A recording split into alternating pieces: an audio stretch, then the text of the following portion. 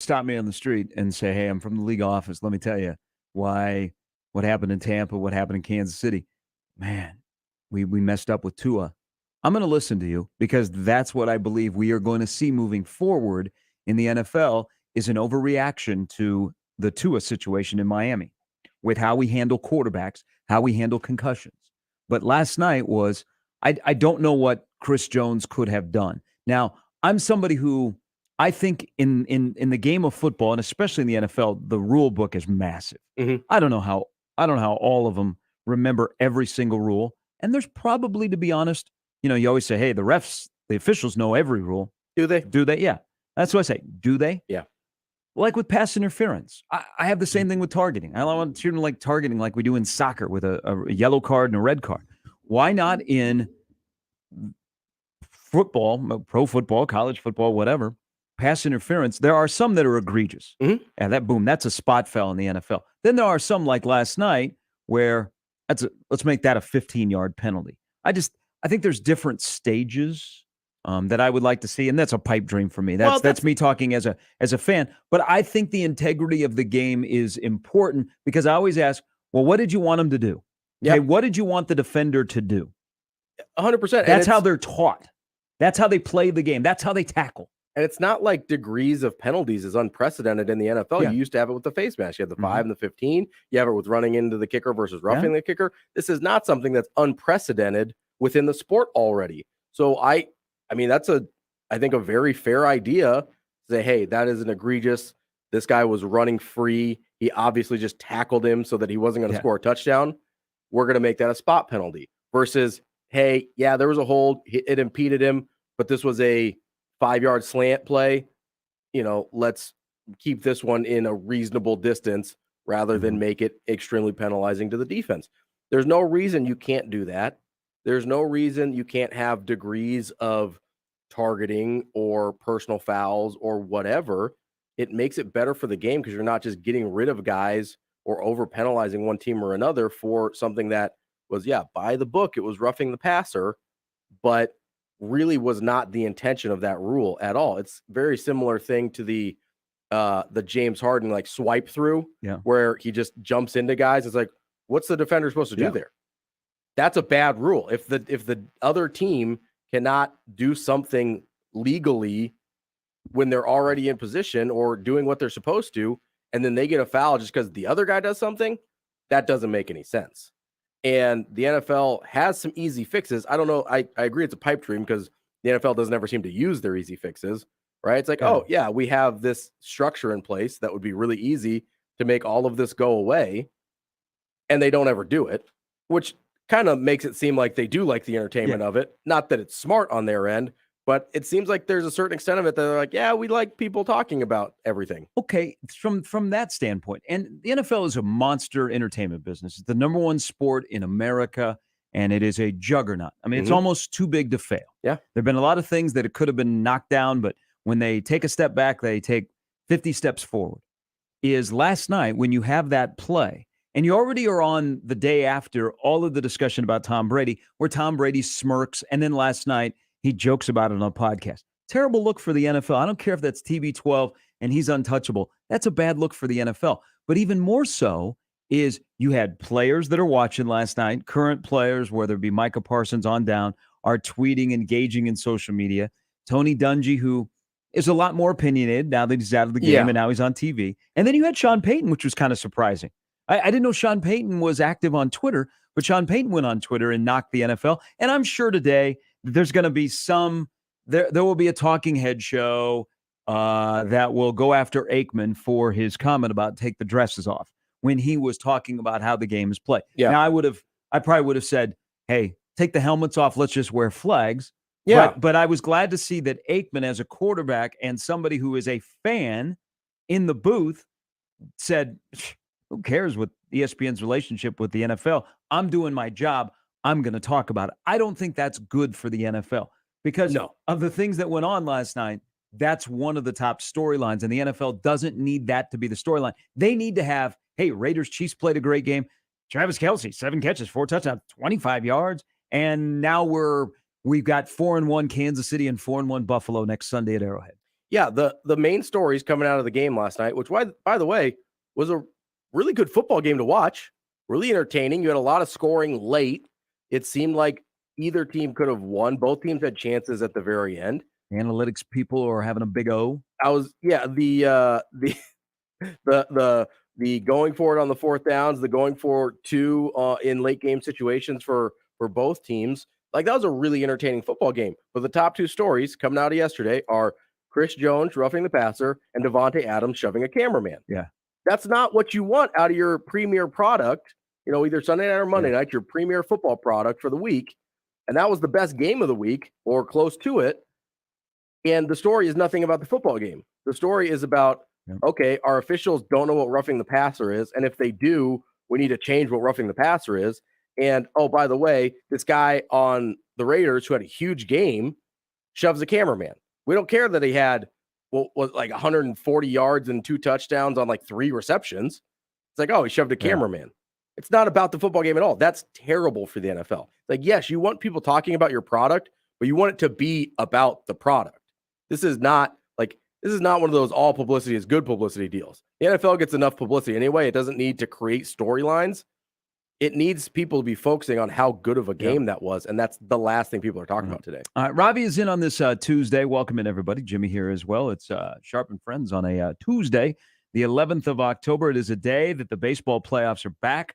We had 4 games. I don't know what Josh is going to do on Connor's show because his beloved Braves begin at noon. You think he'll just shut it down? I don't think he's going to be real engaged, if I'm being honest. Connor will be talking, and he'll ask Josh a question, and there'll be just dead silence. He'll be like, or a grunt. Josh, it's time for your top 5. He'll be like, huh? Have you ever been on the air while one of your teams is playing?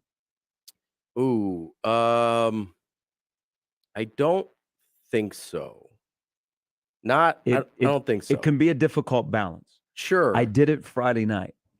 We were doing the Benson Burke game, and there were a few of us that we had the regular setup with our monitors for television, and yes, we had a few that were on the Husker game. Sure. And so it was kind of difficult to balance it. But I can't imagine sitting in this studio, like if one of my favorite teams was playing in a game that mattered, how I would react. Now, if it was just like a regular season game, 1 of 17, but watching an important game while you're supposed to be doing your job, and it involves being in front of a microphone and being live on the air. Right. And I don't know that I could do that. Yeah, I don't, because then it'd be all fan mode. And you'd be in the middle of somebody be calling in wanting to talk about Matt Rule to Nebraska, and you'd be like, "No, oh, why? What are you doing? What's wrong with him? He's a good coach." And all of a sudden, the caller goes, all right, have a good day, Gary. Go, Mickey, and if not, Matt Campbell, thank you, bye. Yeah, I think I've been on air with like random Red Sox games, but nothing that mattered. Game 117. Yeah. You get dialed in on a Thursday afternoon. No, you should. Oh, man. I don't know if you've ever seen Happer in here when the Royals are on. I've followed him on social media. I've seen on the stream earlier this summer. Yeah, where like he not quite that, but he's pretty engaged with regular season bad team baseball, which like good on him. That's a level of devotion I don't have to bad baseball teams anymore. Like if the Red Sox are not good, I'll check out sometime around June and be like, I'm going to enjoy my summer. I'm not living and dying all 162 when it's clearly headed for like an 80 and 82 season. Not interested in that. Happer though, he is engaged. He's like, man, I'm scouting Bobby Witt Jr. We're getting this thing ready to go. But we are, we're a week past the end of the regular season. We got 4 games today. The Braves and the Phillies kick it off all the way to tonight, where you get the Dodgers and the Padres. Is the thing, and this, it really hit you during COVID when we went through the stretch where there were no sports. Mm-hmm. The one thing about baseball playing 162 is it's on a schedule. It's there every day for you. It's every day. Once the season starts, there is baseball there for you. And when it's not, there's like a void. So fortunately, the Cubs had a nice second half, and they kept me engaged through the month of September, playing somewhat, meaningless games in terms of standings, but I was engaged. I was impressed by what the Cubs did at the end. Now, Connor has failed to mention that he lost his bet to me that the Cubs and Royals win total. But it is the thing about baseball, like then when it's gone and your team's not playing, and let's say you're not dialed in on the 8 teams that are still left, there is that void. That's the beauty of baseball for the older generation is that when you came home from school, it was always there. When at nighttime, there was always a ball game on. And then when the season is over, and fortunately we get another month of playoffs where they're basically playing every day. That's the power of baseball. That really hit me during COVID is, man, the regular part of just the game of baseball being on your television every night when you can't find something to watch. Yeah. And you just flip around and all of a sudden, a random Royals game, Royals and the Tigers at the Cat for the night, or the MLB Network's carrying a game. Yeah, this is going to sound like I'm making fun of baseball, and I'm really not trying to. It's like the white noise of sports programming. It is, and that's fair to say, and that's a problem with baseball. It is, but you're right, though. I do enjoy just kind of having it on and it being sort of in the background and kind of floating in and out of paying attention to it.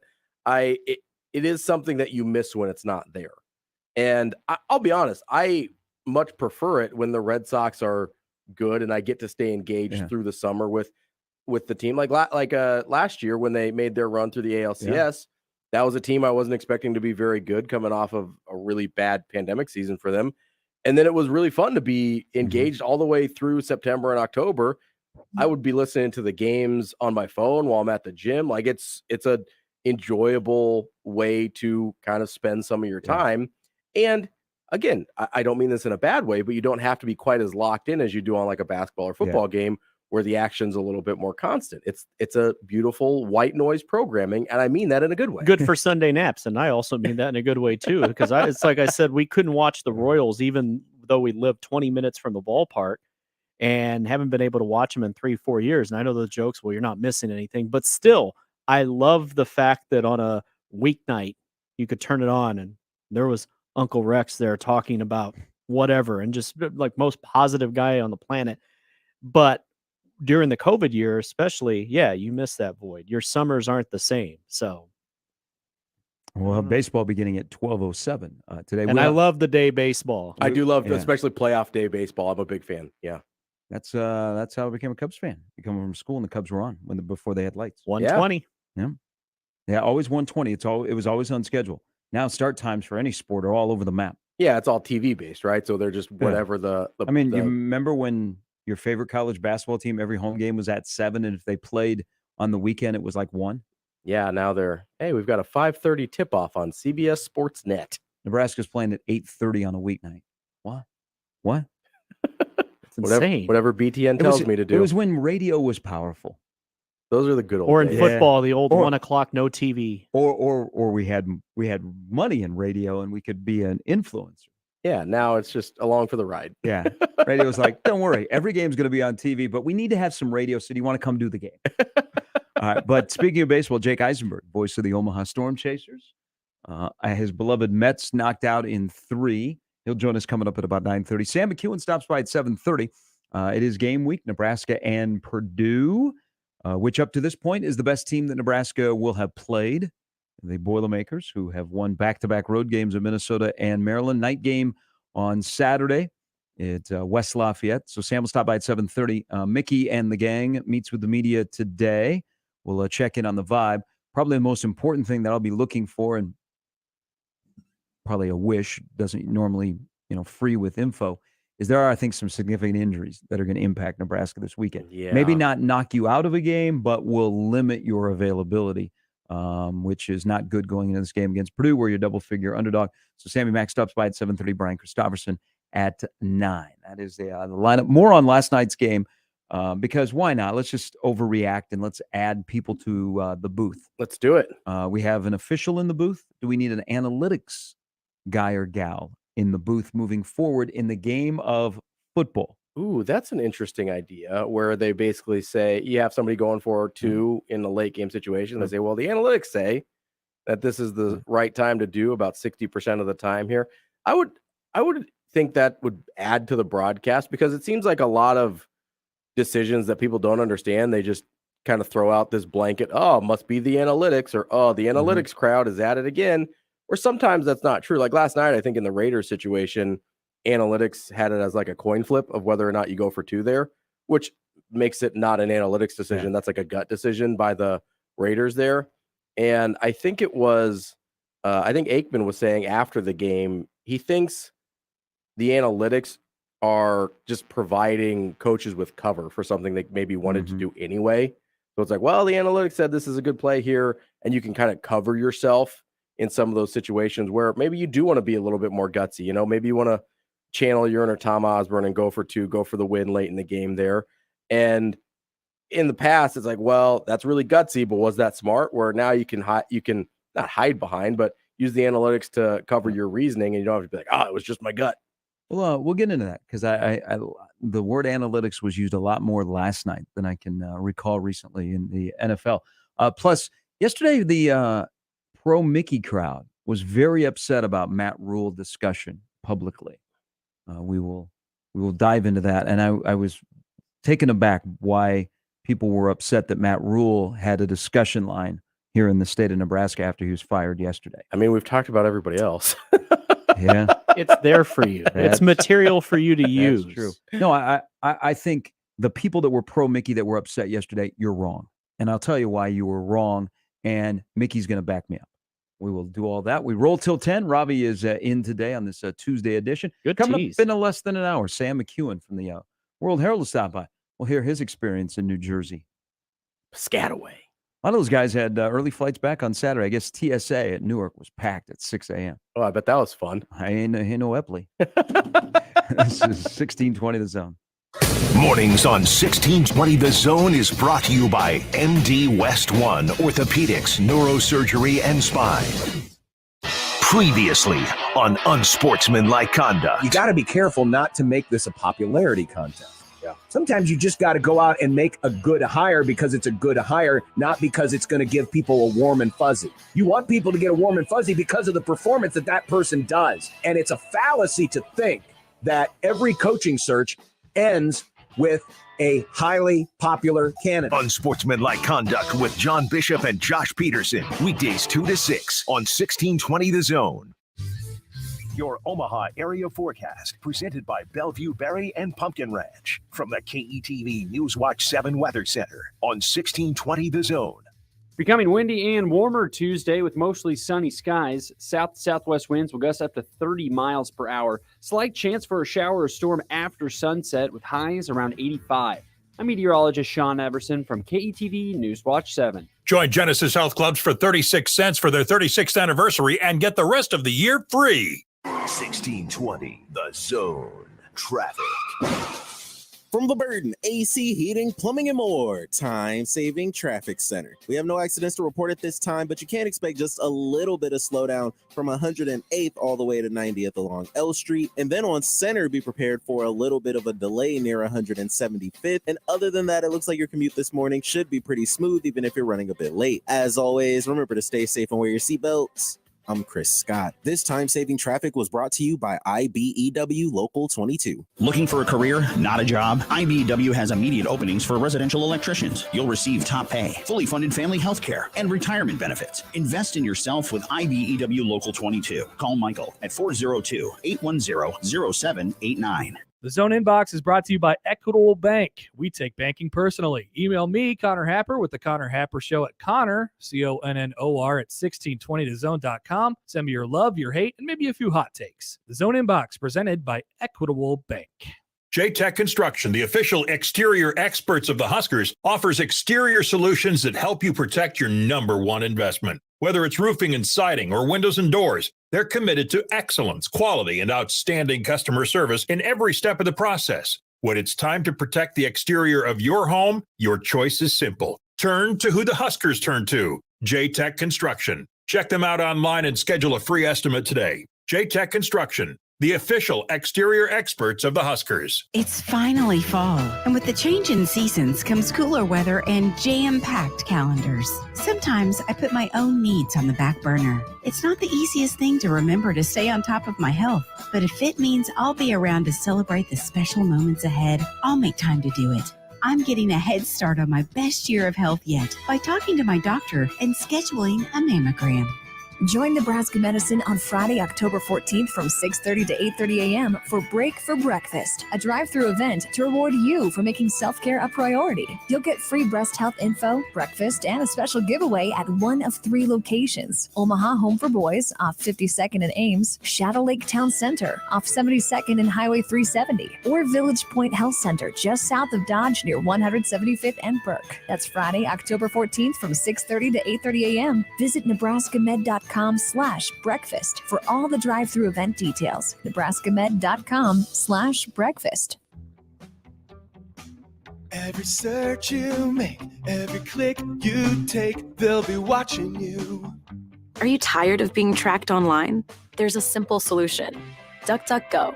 It's an all-in-one privacy app with a built-in private search engine, web browser, one-click data clearing, email protection, and more, all for free. Download the app today and get the most comprehensive privacy protection with the push of a button. DuckDuckGo. Privacy simplified. Malarkey shingles are durable, high-performance, impact-resistant, and beautiful. Carp's Complete Home Exteriors is a certified Malarkey shingle residential contractor. For a free estimate, call Carp's Complete Exteriors or visit carpsomaha.com. 1620 The Zone.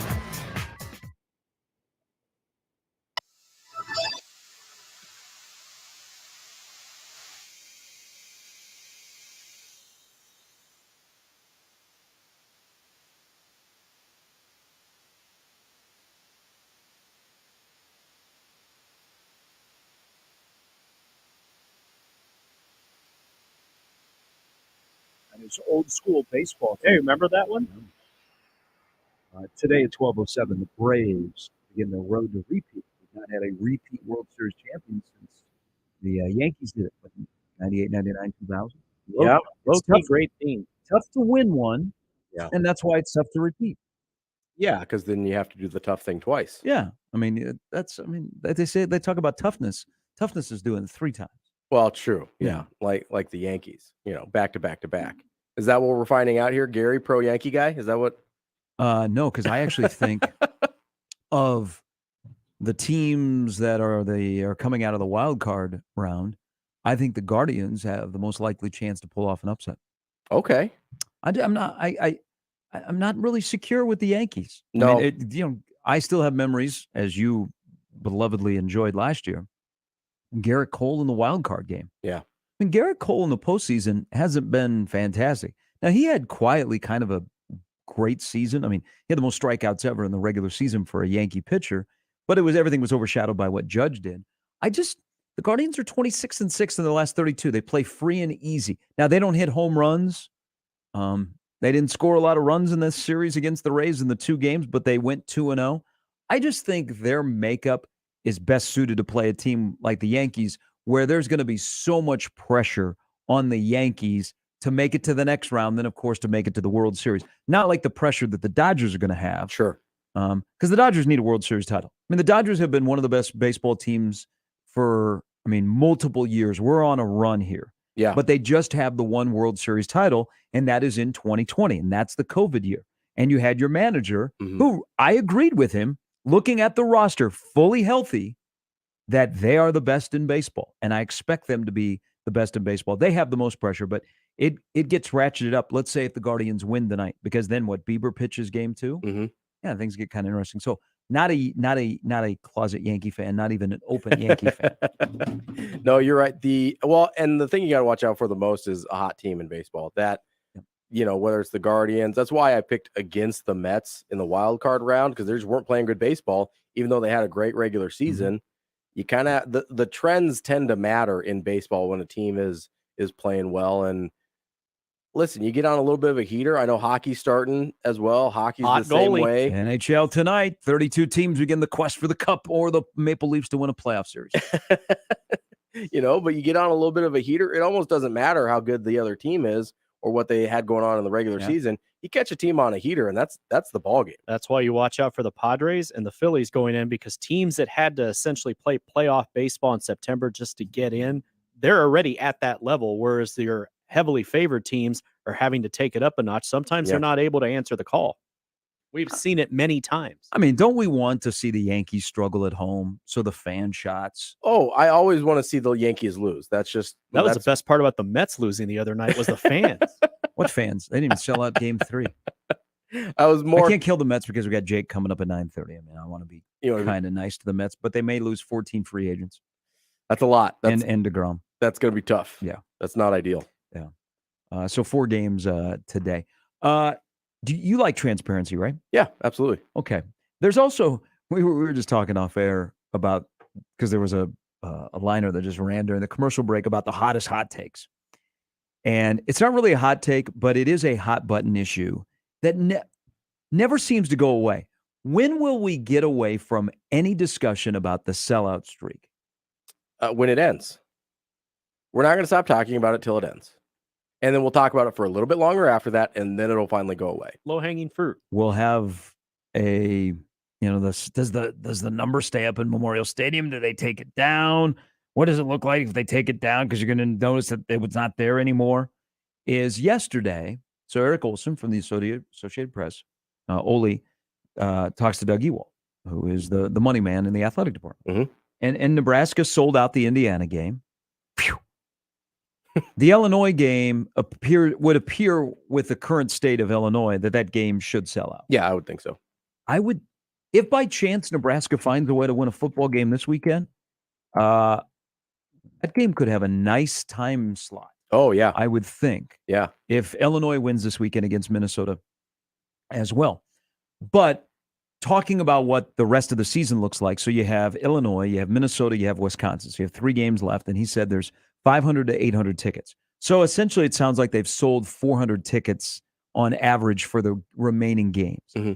But he also brought up kudos on the transparency, because I think anytime you're in that role wearing a suit and Lincoln and you approach the sellout streak, you got to start ducking some things. Yeah. Now, I do know people that the sellout streak still matters to them, and they like to engage in a conversation.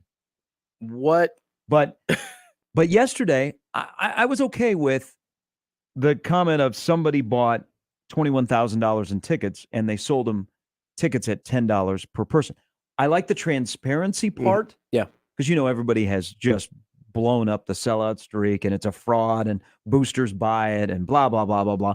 But again, I do know a couple of people, 2 people, that the sellout streak is pretty important to them. Yeah. Like they go to all the games, but that's like a point of pride. I don't know. They keep like, you want it to end. I've said, no, I don't want it to end. I think it's going to end naturally. Yeah. And we all move on. And the elephant in the room, finally, they let the elephant out and he wanders back to the Henry Dorley Zoo.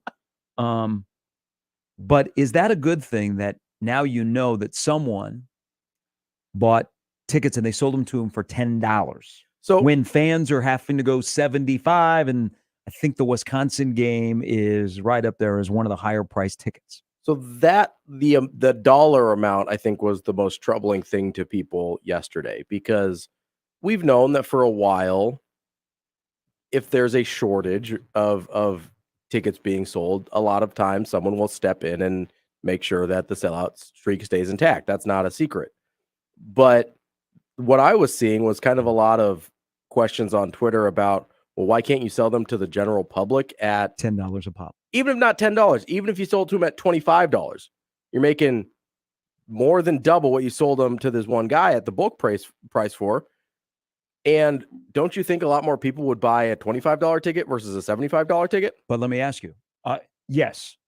But what if I'm I will speak from, this is me. I'm a season ticket holder. Mm-hmm. Okay. So I pay full price and then on top of my ticket price. Yeah.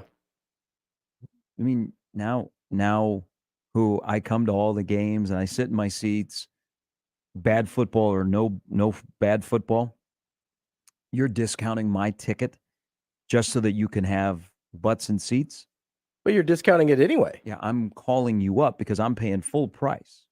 Right. And all of a sudden you're buying a ticket for $10.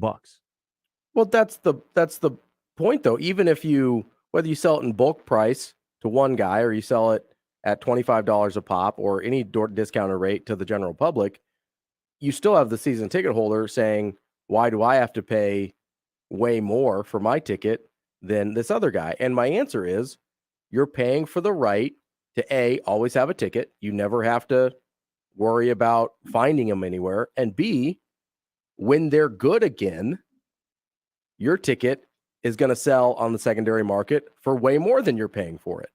So it'll even out. And listen, that's not an answer they're going to like.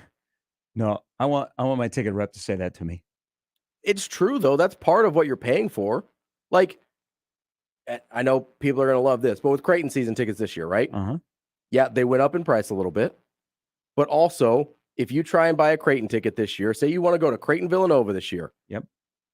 Very well could be a top 10 matchup in Omaha. You're going to pay way less for your season ticket than that's going to go for on the secondary market. There's value there. That's, maybe it doesn't even out exactly, but you're guaranteed to have a spot for that game. You don't have to worry about it. That's what you're paying for as much as anything. This, if I truly believe if they can make it through this year. Now, you also have an athletic director that understands that is important to people, but if it goes away, he doesn't lose sleep. Mm-hmm. And he knows why it's going away. But until it is not a streak anymore, it's his job and it's the people in the ticket office to sell tickets. I get that. I've been in that business before. If they can find a way to make it through this year, we will not have any discussion about a sellout streak next year. In the first year of a new coach. No. Whether it be Mickey or whoever, if you make it through this year, this topic on Sports Talk Radio and around the state will not come up until 2024 at the earliest. Yeah, which is nice because it's kind of an annoying thing to have to talk about. It is. And it's the weird, people care, okay? Whether they care that just let it go because it's a fraud. And, now people outside of this fan base are on to, yeah. Okay. But it does kind of sellout streak. Yeah. Well, okay. Around college football, 2 instances. Friday night, sold out, right? You watched the game. Mm-hmm. Sold out? Well, we have a different definition of selling out a stadium on the East Coast compared to the Midwest. Apparently. Now I go to KU on Saturday. Every seat was full. Legitimate 47,000 were there, and there were no empty seats. There were maybe a couple of rows that were empty where the TCU fan section was, but it looked like that was more TCU than anybody, coming to root for KU. So KU, that was a legit sellout. Sure. But this is an interesting and kind of their sellout streak is a 3. Sometimes a comical discussion about what we consider a sellout. Tickets sold, all the tickets are gone. You might sell 87,000 tickets, but only 68,000 people show up, and you look around and go, how is it sold out? Yeah. And we have our different definition. But this discussion, at least it's intriguing to me in this chair that the people that care, either for good to continue, I'll do my part, or let the damn thing just disappear. I don't want to ever hear about this again. And this is how it happens. If you sell out the last 3, you will not hear this discussion on this show until 2024 guaranteed. Yeah, I think that's fair. I mean, there's the new car excitement. When you've got a new coach, you get that kind of new car smell, and everybody's gonna sell out those games. That is not going to be an issue, and hopefully they'll be good after that going forward. So it also won't be an issue. This is only an issue really every handful of years. It's an issue when you have bad football and you don't have anything else to talk about. Yes, let's be honest. When you have bad football, you have no other topics, and because let's be honest, if Scott Frost hadn't been fired yet, we'd be talking about that instead of the sellout streak. Now, maybe we'd be talking about lack of fan support tangentially to that, but that's off the table already. So there's not that much to go into aside from, is Matt Rule going to be our head coach? What about the Mickey Joseph apologies? And so you're right. It only comes up when there's bad football. It only comes up when there's not anything else to talk about. But there still are other things to talk about, and it kind of gets brought up anyway. Yeah. What is the word you just used? Because I think you may have had an all-time first on this radio station. Tangentially? Tangentially. I like it. You ever recall tangentially being mentioned? Not only just on this station, but in Sports Talk Radio in period. I did very well on my SATs. I'm going to work that into everyday conversation. You just dropped a 12-letter word on the show. Is there a limit? Was that over the speed limit here? No, I was in a way that relates only slightly to a matter, peripheral. Yeah, see, that's the there correct we go. usage. Yeah. Is this on Urban Dictionary? I love the first hour. Uh, It's not always racy stuff. Sometimes it's educational. Exactly. Okay, so it's I can't find it on. It's not on Urban Dictionary. So good on you. You win points. Yeah, that's a real word. Yeah. No, it is it is a real word. I've heard it a long time ago, but never in the course of a sports talk discussion. So good on you. Listen, I like to elevate the give discourse you employee here. of the month. You get a parking spot out front. It was smooth. And finally, an email address. Oh no. Even Jimmy, it took him a long time to get an email address. Oh no. And I have to go back to my desk to check it. oh no. There's some things they hold on to, like in your trial period. Yeah. Your probation period. The email address is the one thing. They were pretty quick to hand over the key card. I'll tell them that. I know, which is kind of weird. There's a lot of people that have key cards in this building. Yeah. Like there's a lot of people I know that don't work here anymore that still have a key card. They're like, "Hey, should I give this to you?" And I'm like, "I don't know." I mean, like, what are you gonna do? Just come in and watch TV one day? All right, coming up in the next hour, There's Sam a fridge in the studio. You love beer in here. Sam McEwen will stop by. Brian Christopherson as well. They were out in New Jersey to watch Nebraska's rally. Now ahead is Purdue, where Jeff Brom said all the right things about Nebraska yesterday, about their talent and their size and their scheme. But Purdue will be the best team that Nebraska has played up to this point. Will not be the best team they play all year. I think that team is sitting in November. Yeah. But Purdue's feeling pretty good about themselves.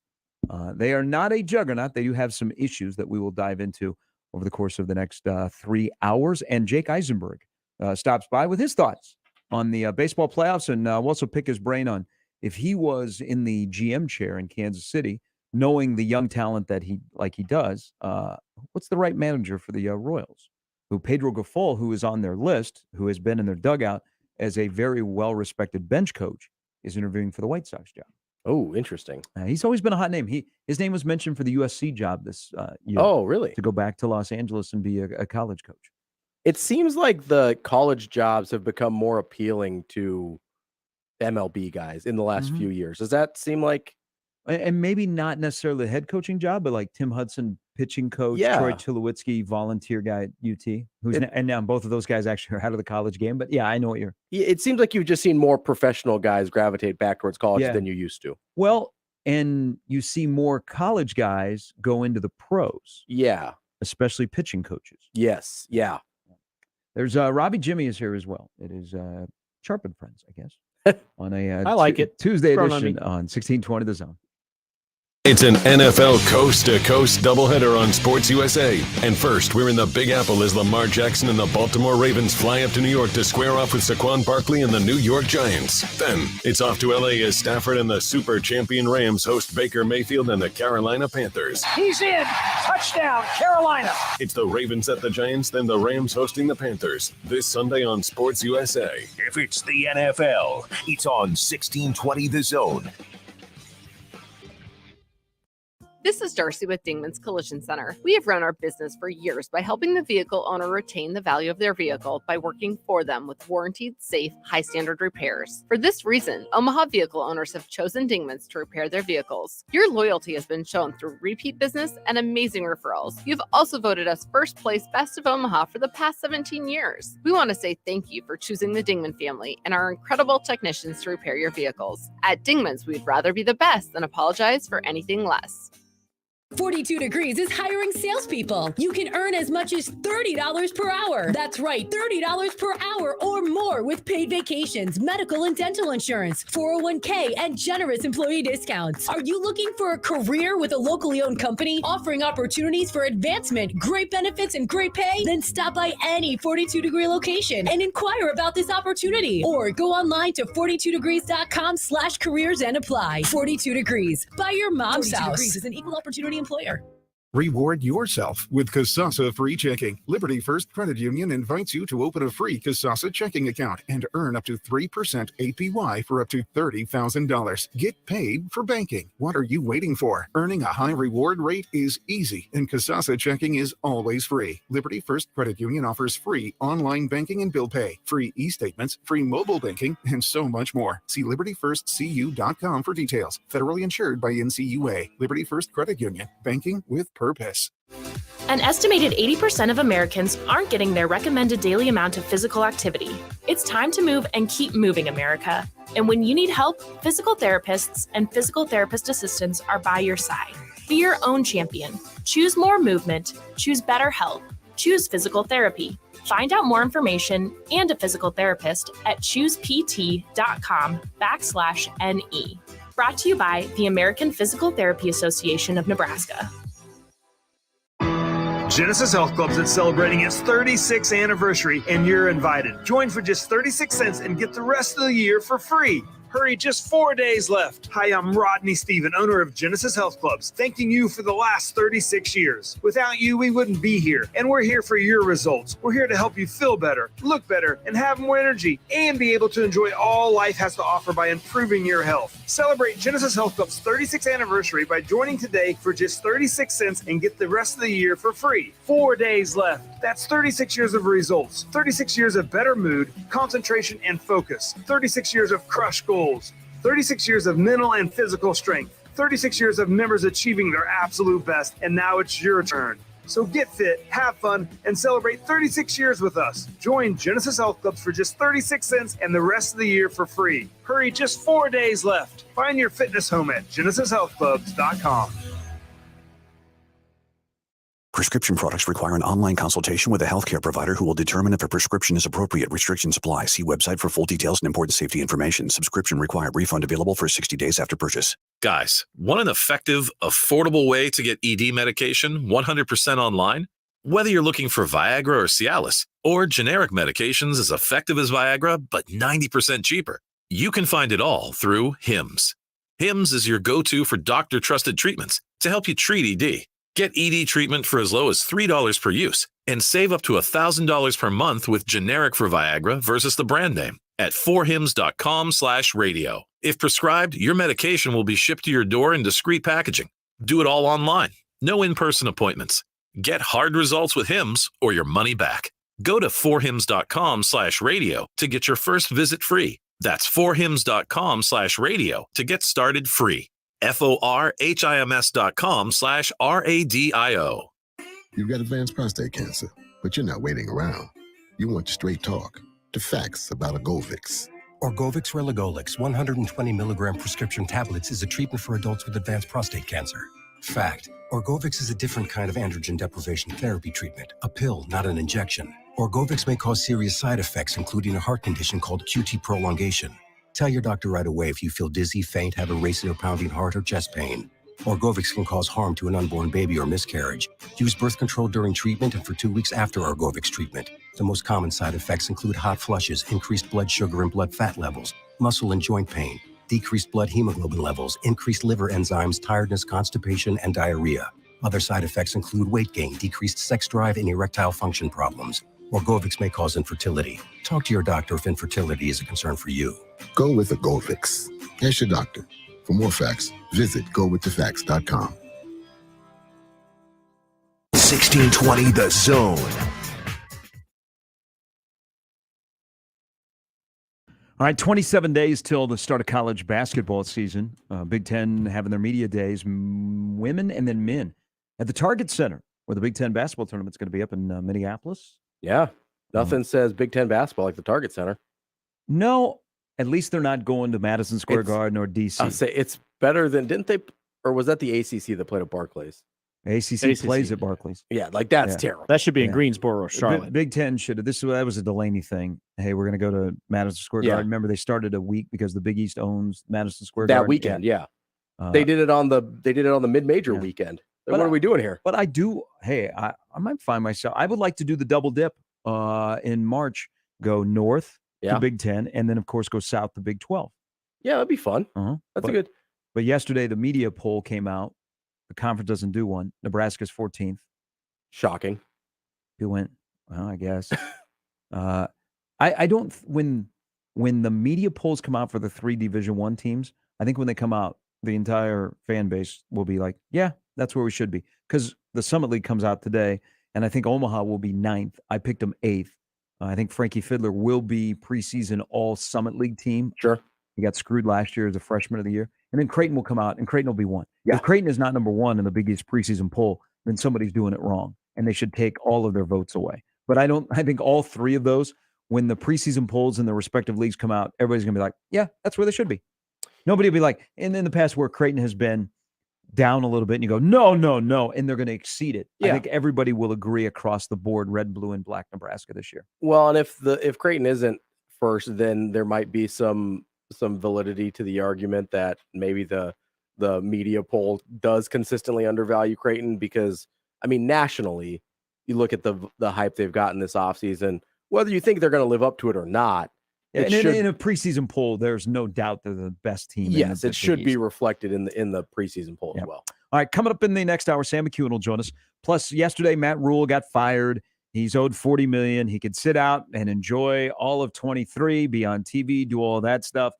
But we went through all the vetting process, and apparently the vetting process of Matt Rule, who's now available, got a lot of pro-Mickey people upset. You are wrong to be upset. Mickey will tell you that you are wrong to be upset. We'll get into that coming up next. Live from the Host Coffee Studio, this is 1620 The Zone. Mornings on 1620 The Zone, brought to you by MD West One Orthopedics, Neurosurgery, and Spine. 1620 The Zone. Traffic. From the Burden AC, Heating, Plumbing, and more, time-saving traffic center. We have 1 accident to report northbound along the JFK near L Street, and that'll be backed up all the way to Q Street, so please be cautious if you are in that area, and you can expect delays of up to 5 minutes. Along Highway 370, be prepared for just a little bit of slowdown from 84th all the way to 42nd, and along Center, it looks like things have slowed down just a little bit from 192nd to 186th. As always, remember to stay safe and wear your seatbelts. I'm Chris Scott. This time-saving traffic was brought to you by Fernando's. Come on, when was the last time you had your Fernando's fix? It doesn't get any better than lunch, dinner, carry-out, even catering from Fernando's. Get your Fernando's fix. 114th and Dodge, 75th and Pacific, and FernandosOmaha.com. Want to do something nice for a veteran? Stop by any 42 Degree location and receive an extra discount with your donation of can or box food and hygiene products for the Veterans Food Pantry of Omaha. 42 Degrees by your mom's house. Buy your next vehicle your way from anywhere with Woodhouse. Start your journey online at woodhouse.com. Easily shop all new and pre-owned inventory, explore payment options, and apply for financing. Ready to purchase? Schedule your new vehicle for pickup from the dealership or have it delivered to your driveway. Need a little extra help in determining your perfect vehicle? Our knowledgeable and local dealerships can guide you to the vehicle that best matches your needs. Experience car buying your way with Woodhouse, a trusted auto partner since 1975. Duck Defense Midwest makes your home healthier and improves the life of your HVAC system. So improve the health of your home and everyone in it. Go to cleanairradio.com for a special duct cleaning offer for Zone listeners. That's cleanairradio.com. Don't miss this week's Zone deal. This week's deal is from Scary Acres and includes 2 super combo passes to get you into all 3 attractions for just $28. Scary Acres is the ultimate haunted attraction, featuring the House on the Hill, Master's Castle, and the Haunted Woods. Scary Acres is located on 172nd and Giles. Pay just $28 for 2 super combo passes. This Friday at 9 a.m. Zone deals go fast. 9 a.m. Friday, 1620thezone.com. With football season well underway, now is the perfect time to download FanDuel, America's #1 sports book. John and Josh here for FanDuel, because right now new customers get a no-sweat first bet up to $1,000. That's free bets back if your first bet doesn't win. You don't have to just bet the game. You can bet player props, and they have alternate lines as well. So if you really like a team, maybe you can sell a few points and gain more cash back. Just don't forget that promo code 1620. Plus, John, live betting allows you to maybe watch the first quarter, see what's happening, and a team might be behind, but you think they're going to come back and win, take advantage of the live lines that are available all throughout the matchup. Sign up today with our promo code 1620 for your no sweat first bet. That's the FanDuel Sportsbook promo code 1620. 21 plus and present in Iowa. First online real money wager only. Refund issued as non-withdrawable free bets that expire in 14 days. Restrictions apply. See terms at sportsbook.fanduel.com. Gambling problem? Call 1-800-BETS-OFF. Genesis Health Club is celebrating its 36th anniversary, and you're invited. Join for just 36 cents and get the rest of the year for free. Hurry, just 4 days left. Hi, I'm Rodney Stephen, owner of Genesis Health Clubs, thanking you for the last 36 years. Without you, we wouldn't be here, and we're here for your results. We're here to help you feel better, look better, and have more energy, and be able to enjoy all life has to offer by improving your health. Celebrate Genesis Health Club's 36th anniversary by joining today for just 36 cents and get the rest of the year for free. 4 days left. That's 36 years of results, 36 years of better mood, concentration, and focus, 36 years of crushed goals, 36 years of mental and physical strength, 36 years of members achieving their absolute best, and now it's your turn. So get fit, have fun, and celebrate 36 years with us. Join Genesis Health Clubs for just 36 cents and the rest of the year for free. Hurry, just 4 days left. Find your fitness home at genesishealthclubs.com. Maybe it's time to kiss your small group health insurance goodbye. More and more small businesses are dumping their expensive group health insurance plans for new plans on the marketplace, thus creating savings for the business and employees. Hi, I'm Mark Schlange, owner of Marketplace Nebraska, and I can help. We are experts in helping you save money on the marketplace.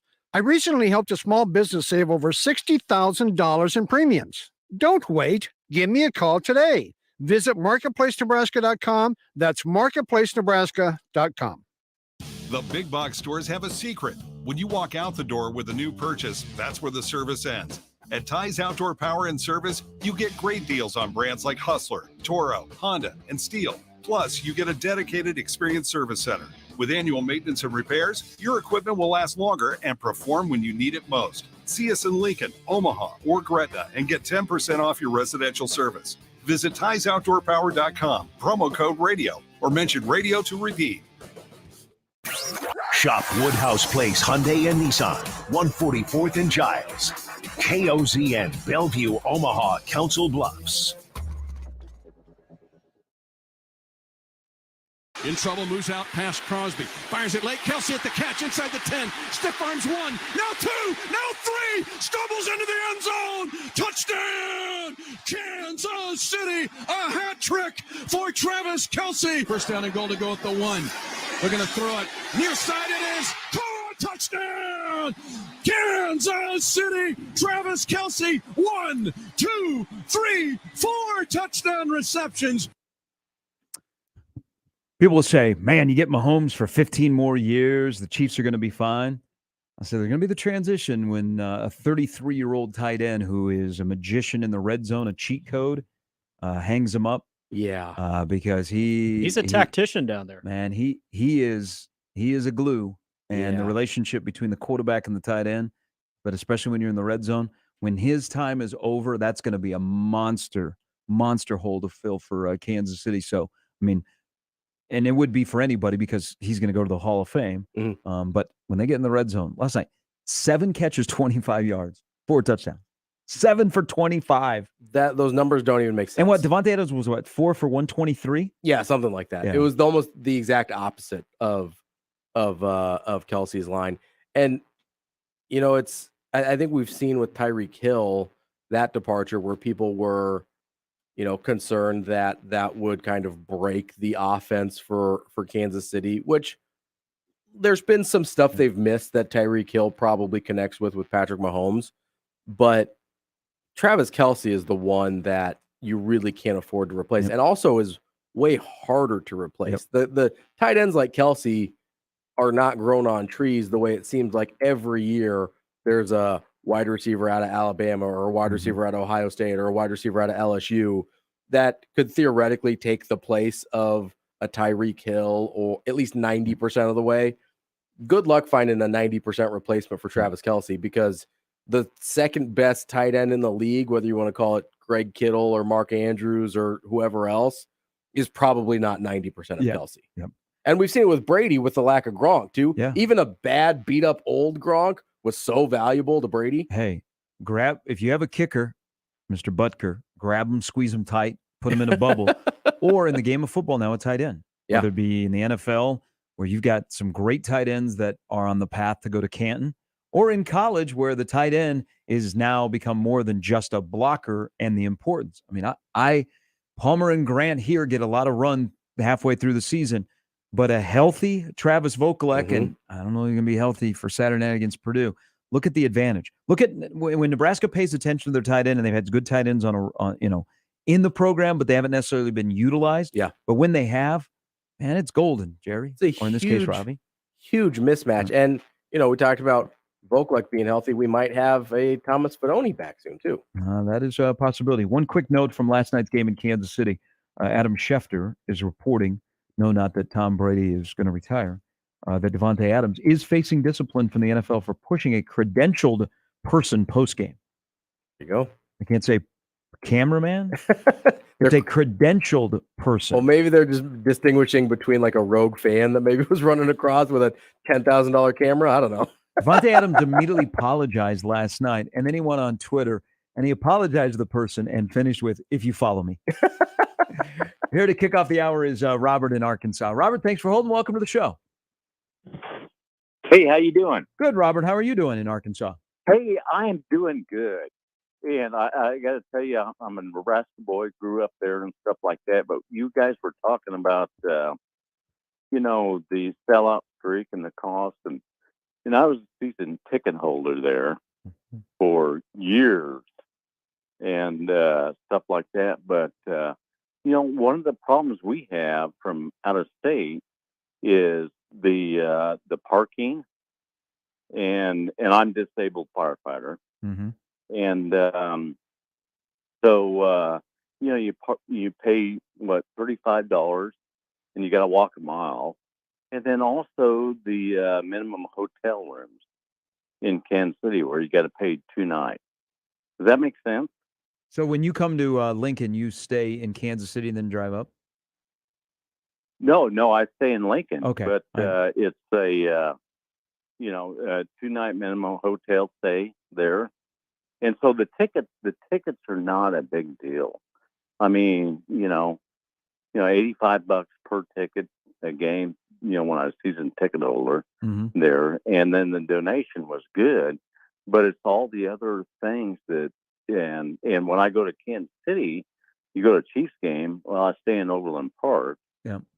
But parking and everything else. And I just want to say that, it's just hard, especially with disabled people. It's just hard to park and go to the game. Robert, it absolutely does. And, and then the hotels in Lincoln are in the business of making money, and they have about 8 Fridays and Saturdays a year to do that. So that doesn't surprise me. And the rates, yes, are really, really high, but they're there to make money as well. Have you, I would reach out to the athletic department about the parking situation. Maybe they can, maybe they can help you. But let me ask you something else. Living out of state, and for you and for anybody else, here's the other thing. It's more out of state, but I think it also is, people that are around here that maybe in state have to drive a ways. Is what about the lack of when kickoff times are, when they go into that 6 or 12-day window, so you don't know what the exact kickoff is. You're planning, hey, this looks like an 11 a.m. game. I can get up one night in a hotel, drive, but then I can drive back home, or now all of a sudden it's 6 o'clock. Do start times and not knowing when start times are affect if you're going to come to a game or not? Exactly. Yes. Thank you. Yeah, it does. Yeah. Robert, thanks for the call. I would call the athletic department about the parking. I love the Big Red, and I hate to give up my season tickets, but it is what it is. But I still cheer them on. All right, Robert, thanks for listening to the stream. You bet. Okay. A lot of people don't, when they would like to make plans out of state and don't know when a kickoff time is. Not just out of state. If you're driving, you live way out in western Nebraska. If you're driving, honestly, further than a couple hours, really, then those 6, 7 o'clock kickoff is you're getting home at 2 a.m. That's just not something a lot of people want to do. And that's always been an argument. I mean, that was even when I was younger and I was living now outstate in Kansas, and I'd want to come back for a football game. If it was an 11 a.m. game and I had to call a Friday night high school game, A lot of times that came as a sacrifice. So that's just one. And the big argument was the 6 to 12 day. The 6 day is the one that really gets people because it's hard to make plans the further you drive. And so the running joke with older fans were always, well, back when it was 1 o'clock, no TV, we knew 1 o'clock, we knew when to go, we knew what we had to do. Nature of the beast. If two good things happen this weekend, I think that game on the 29th could be not at a 11 primetime game. Yeah. I mean, because it has all the makings of a BTN 11 a.m. game right now. Oh, yeah, it does, without a doubt. But who knows? Maybe things will turn around a little bit. All right, quick break. We'll come back. So Matt Rule is a free agent. Matt Rule may just want to hang out and figure out why he did not commit to a rebuild at quarterback in Carolina. But that's beside the point. He went 11-27. So he's available yesterday. Lots of discussion, and there should be. I mean, I think everybody that has an opening in college football should go, Matt Rule? Maybe. But Matt Rule may say, you know what? There's no job that's open now that is appealing to me. But here, when Matt Rule became available at the tail end of our show, people that are wanting Mickey to get the job became really, really upset with discussion on the radio. Which is weird. Yes. It's a little unusual, right? Yes. And it's completely wrong. And I'm going to tell you why. I'm teasing that. We're going to do that. We got Sam McEwen as well. There's Robbie. I'm Gary. Jimmy here as well on 1620 The Zone. Hey, the NFL season is right here with you. And you know what? Now that we are done with week number 5, we're on to week number 6. And this is a great time, if you haven't already done it, to download FanDuel, America's #1 sportsbook. Because right now, new customers get a no-sweat first bet up to $1,000. That's free bets back if your first bet doesn't win. All you have to do is sign up with promo code ZONE. See how easy that is? The app is easy. It's safe and secure. And it's easy to get signed up. Use promo code ZONE. All your favorite bets from money line to point spreads to player props, all right there. You could have gotten a really interesting player prop on Travis Kelce last night on FanDuel. Find out what other interesting props there are and other bets. Sign up today. Use promo code ZONE. No sweat first bet. That's promo code ZONE. Make every moment more. This season with FanDuel, the official sportsbook partner of the NFL. 21 over, present in Iowa. First online real money wager only. Refund issued is non-withdrawable. Free bets that expire in 14 days. Restrictions apply. See terms at sportsbook.fanduel.com. Gambling problem? Call 1-800-BETS-OFF. Mornings on 1620 The Zone is brought to you by MD West 1 Orthopedics, Neurosurgery, and Spine. Previously on Unsportsmanlike Conduct. No, I didn't watch the movie, so I'm not familiar, but when he did the whole finger snap thing, it just took out half the population, right? It didn't discriminate. Like, it didn't take out all the good people. Random. It was just random. Yeah. So there you go. You're taking out at least some bad people. So he was half good. Wow. Now that's a glass half full perspective. That is a glass Thanos was right. Yeah. Wow. I haven't heard this opinion before. Big Thanos guy, John. Interesting. Unsportsmanlike Conduct with John Bishop and Josh Peterson. Weekdays 2 to 6 on 1620 The Zone. Your Omaha area forecast, presented by Bellevue Berry and Pumpkin Ranch, from the KETV Newswatch 7 Weather Center on 1620 The Zone. Becoming windy and warmer Tuesday with mostly sunny skies. South-southwest winds will gust up to 30 miles per hour. Slight chance for a shower or storm after sunset with highs around 85. I'm meteorologist Sean Everson from KETV Newswatch 7. Mornings on 1620 The Zone, brought to you by MD West 1 Orthopedics, Neurosurgery, and Spine. 1620 The Zone. Traffic. From the Burden, AC, heating, plumbing, and more. Time-saving traffic center. Still getting reports of that accident along northbound JFK near L Streets. Please be cautious if you are in that area. And we're also getting reports of an accident along westbound I-80 near 108th Street and one near 84th and Dodge. So please be cautious if you are in those areas as well. As always, remember to stay safe and wear your seatbelts. I'm Chris Scott. This time-saving traffic was brought to you by Romeo's Mexican Food and Pizza. Not your typical restaurant, not your typical place. Romeo's, not your typical restaurant, or your not your typical taste. Romeo's Mexican Food and Pizza. Not your typical restaurant. Hi, this is Doug Nodgard with Equitable Bank. Great service never goes out of style. When the digital age dawned, many said computers would be able to handle many of the interactions that used to take a person. Boy, were they wrong. How many times have you called your bank and gotten a recording to press 1 or 2? Not at Equitable. Not only does Equitable answer your call in the first ring, it's answered by a human being. That's because Equitable Bank values its customers. Equitable Bank, We take banking personally. Member FDIC. J-Tech Construction, the official exterior experts of the Huskers, offers exterior solutions that help you protect your number one investment. Whether it's roofing and siding or windows and doors, they're committed to excellence, quality, and outstanding customer service in every step of the process. When it's time to protect the exterior of your home, your choice is simple. Turn to who the Huskers turn to, J-Tech Construction. Check them out online and schedule a free estimate today. J-Tech Construction, the official exterior experts of the Huskers. Genesis Health Clubs is celebrating its 36th anniversary, and you're invited. Join for just 36 cents and get the rest of the year for free. Hurry, just 4 days left. Hi, I'm Rodney Stephen, owner of Genesis Health Clubs, thanking you for the last 36 years. Without you, we wouldn't be here, and we're here for your results. We're here to help you feel better, look better, and have more energy, and be able to enjoy all life has to offer by improving your health. Celebrate Genesis Health Club's 36th anniversary by joining today for just 36 cents and get the rest of the year for free. 4 days left. That's 36 years of results, 36 years of better mood, concentration, and focus, 36 years of crushed goals, 36 years of mental and physical strength, 36 years of members achieving their absolute best, and now it's your turn. So get fit, have fun, and celebrate 36 years with us. Join Genesis Health Clubs for just 36 cents and the rest of the year for free. Hurry, just 4 days left. Find your fitness home at genesishealthclubs.com. Gain presents a tale of longing and long-lasting scent. Dear love of my life, we were on the 12B bus when I caught a whiff. A scent so fresh, so life-changing, I had to find its source. I didn't know if you were the woman in the pink freshly washed cardigan or the retired mailman next to me, but I knew one of you was my soulmate. Ah, the scent of Gain Flings. Add Gain scent beads for an even longer-lasting scent. Rally House, shop every team in town.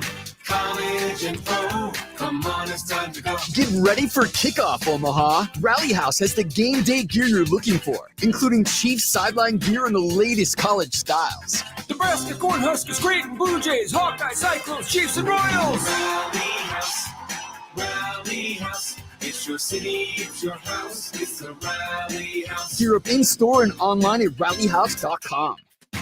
MD West One's team of neurosurgical spine specialists is the largest and most advanced in the greater Omaha metro. MD West One has been voted the #1 private practice and #1 in neurosurgery and spine by Best of Omaha year after year. They can help if you're suffering from recurring neck and back pain, weakness or numbness in your extremities, sciatica pain, or any other recurring issues stemming from your neck or back. Go to mdwest1.com to meet the spine team at MD West One. Dingman's Mechanical Repair. We would rather be the best than apologize for anything less. 1620 The Zone. All right, 7:29 on a Tuesday morning. There'll be sound from Lincoln later this morning. Mickey Joseph and the crew meet the media, and we chat with Sam McEwen, the Omaha World Herald, right now. Good morning. Good morning, sir. How would you rank this experience to Piscataway? The Friday night game and then an early departure. Well, you know, it was all right. It had a lot of, it was a quick trip. One thing that I'll say about Rutgers is their game day experience is kind of like a nightclub. And so they ran through like 50 songs in the course of the game. Like they didn't keep doing the same thing. It's like 50. And there's a lot of light and there was a lot of dancing, you know, and it was okay. Like that's, so as at the end of the game, I'm like, this is not what Nebraska wants to do at all. And it wants to do something other than this. They had a train horn and a cannon, you know, and so they got a lot going on at that stadium. So that's something you learn, you know, you want to have something in between. Then I went to a Bears game about 4 weeks ago and there was not enough. It was only the game. I mean, there was virtually nothing else. And that was fun, but NFL fans tend to be a little bit more juiced up than college fans. And so they can kind of generate their own energy. So Nebraska is going to want to endeavor to land kind of in the middle as it revamps its game day experience. I agree. Let me ask you a question. So Matt Rule becomes available yesterday. And I mean, you look at his track record in college, I think anybody from Boulder to Tempe to Lincoln, to Atlanta that has an opening or may have an opening. You look at a guy like Matt Rule because of what he did at Temple, what he did at Baylor, his history as a football coach before he became a head coach. But I found yesterday the discussion that either you had in print or on television, or especially here on the radio, people that really want Mickey to get the job got upset that we were talking about Matt Rule. And I keep saying, did you not listen to Mickey maybe last week or the week before when he was asked about wanting the job? And he said, Nebraska deserves to have a national search. You can have, I mean, everybody knows that either the guy that has the job or somebody else is going to be the football coach in 23. That's all going on while you're continuing to have a season. You can do both. I was just a little surprised at people being upset that Matt Rule was kind of publicly being vetted for the Nebraska job, whether it be real or not. This fan base, winning feels so good to the fans that they're like, they're in the first steps of a relationship, and they see a guy that's won a couple of games in a row against two of the four worst teams in the Big Ten, and they think, this is unbelievable. We'll learn a lot more about Mickey Joseph and his coaching staff on Saturday. The team they're going to play on Saturday is a heck of a lot better than Rutgers or Indiana. And by a heck of a lot, I mean like 3 touchdowns better than either one of those teams.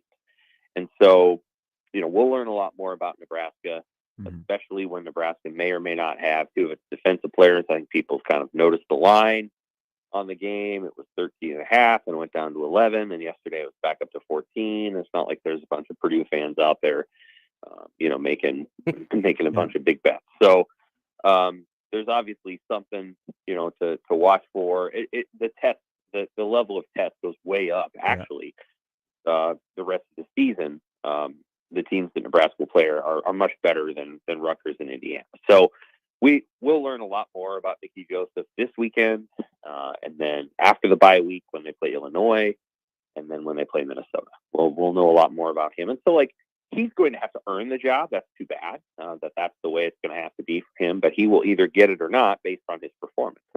The national coach search has to continue. I don't know if Matt Rule is the way they want to go. I could see Rule, and may even advocate that Rule sit out a year and wait for the cycle to kind of regenerate, unless he feels like there's a really good job that falls into place. I could see Mac Brown, saying, "Hey, great season. I'm going to end it right here. I'm going to, go back to wherever I want to go and retire." I could see that. I could see some jobs moving around to where maybe a North Carolina State opens up. Maybe there's something on the East Coast. So there's a lot of different moving parts there, and Rule could sit it out. Yep. And that think wouldn't about the surprise lessons me. that he's learned from the NFL. Sam, is there a number in mind in terms of wins that you think Mickey has to get to in order to become a viable candidate, or do you think it'll be less about the final record and more about everything else that he does while he's the head coach? Oh, I think they've got to win games. Yes, absolutely. It's at least 6, maybe 7 total wins, maybe 8. I mean, it's going to take a lot. It's not something. The guys that have gotten the job, generally speaking, Ed Ogeron, got one at 6-2. Some other guys got it because they just hung around, and then they promoted the guy because the guy got fired because of off the field stuff. Like Hugh Freeze got fired because whatever, and then Matt Luke got the job because he was there. So there's some things that have happened where, but no, they're gonna have to win. They're gonna have to win games, and they'll have to win at least 6, probably 7.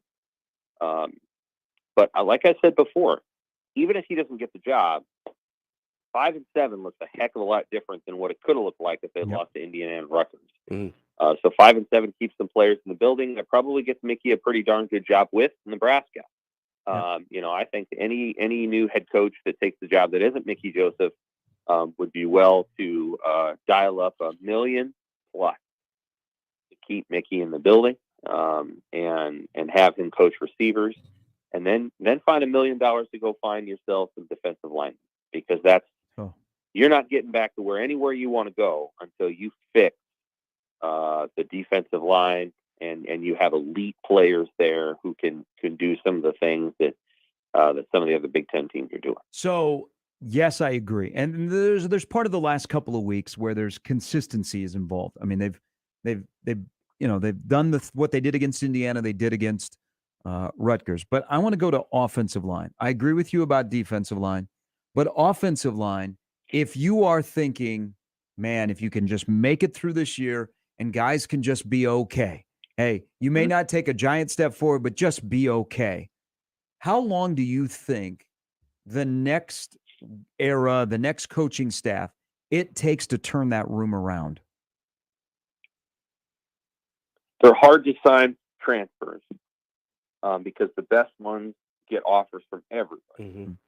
And so Hunter Anthony, who's now going to be the starting right tackle, let's be honest, he didn't get offers from almost anyone, but he was like a tight end at Oklahoma State. Yep. So it's going to take a couple of years. Now, again, I'll say this. I'm of the thought that their line has more talent than a lot of people think it does. I think Turner Corcoran is going to play in the NFL. So some of this stuff is related to, can you find a couple of tackles who can get the job done and stay healthy, which has been a challenge. And then, can you find a center?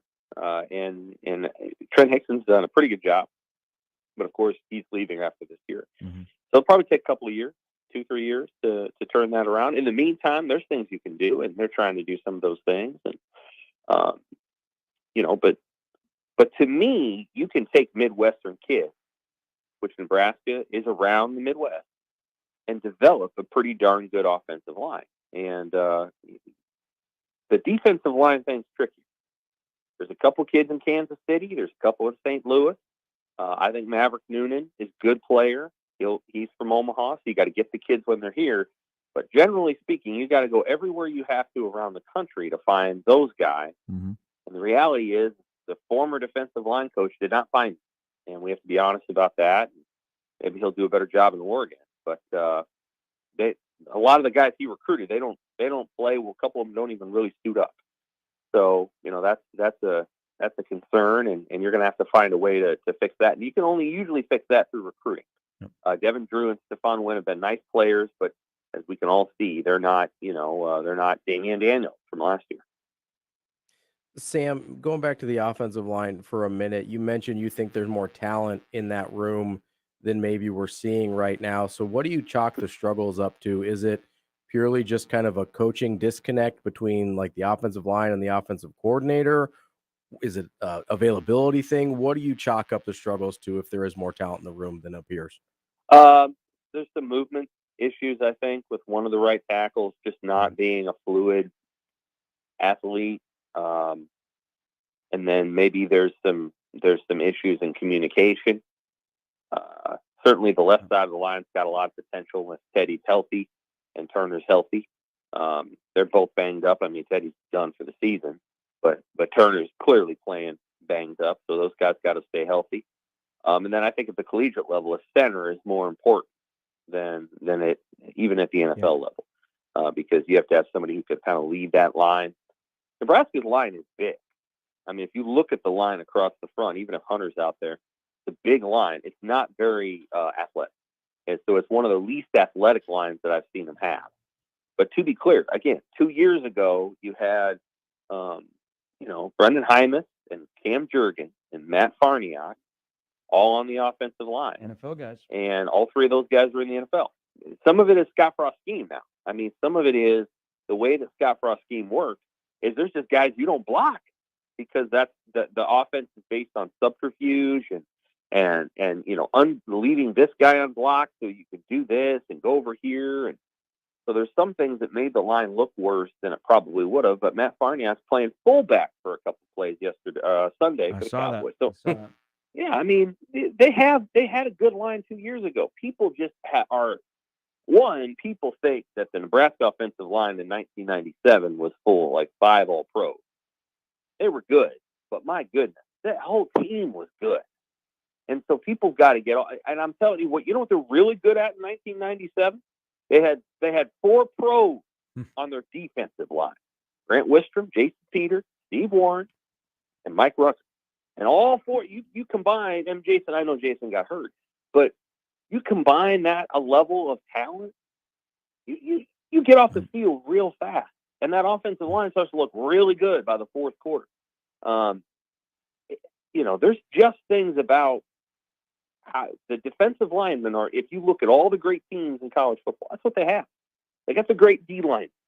The offensive linemen you can develop. Ohio State's got great offensive linemen. Granted, they're all 5 stars, whatever, but it's the defensive line that's a separator. The offensive line, that group can get better. Iowa, who had the best offensive lines in the country for about 5 years, stink. They stink. They stank last year, and they stink again.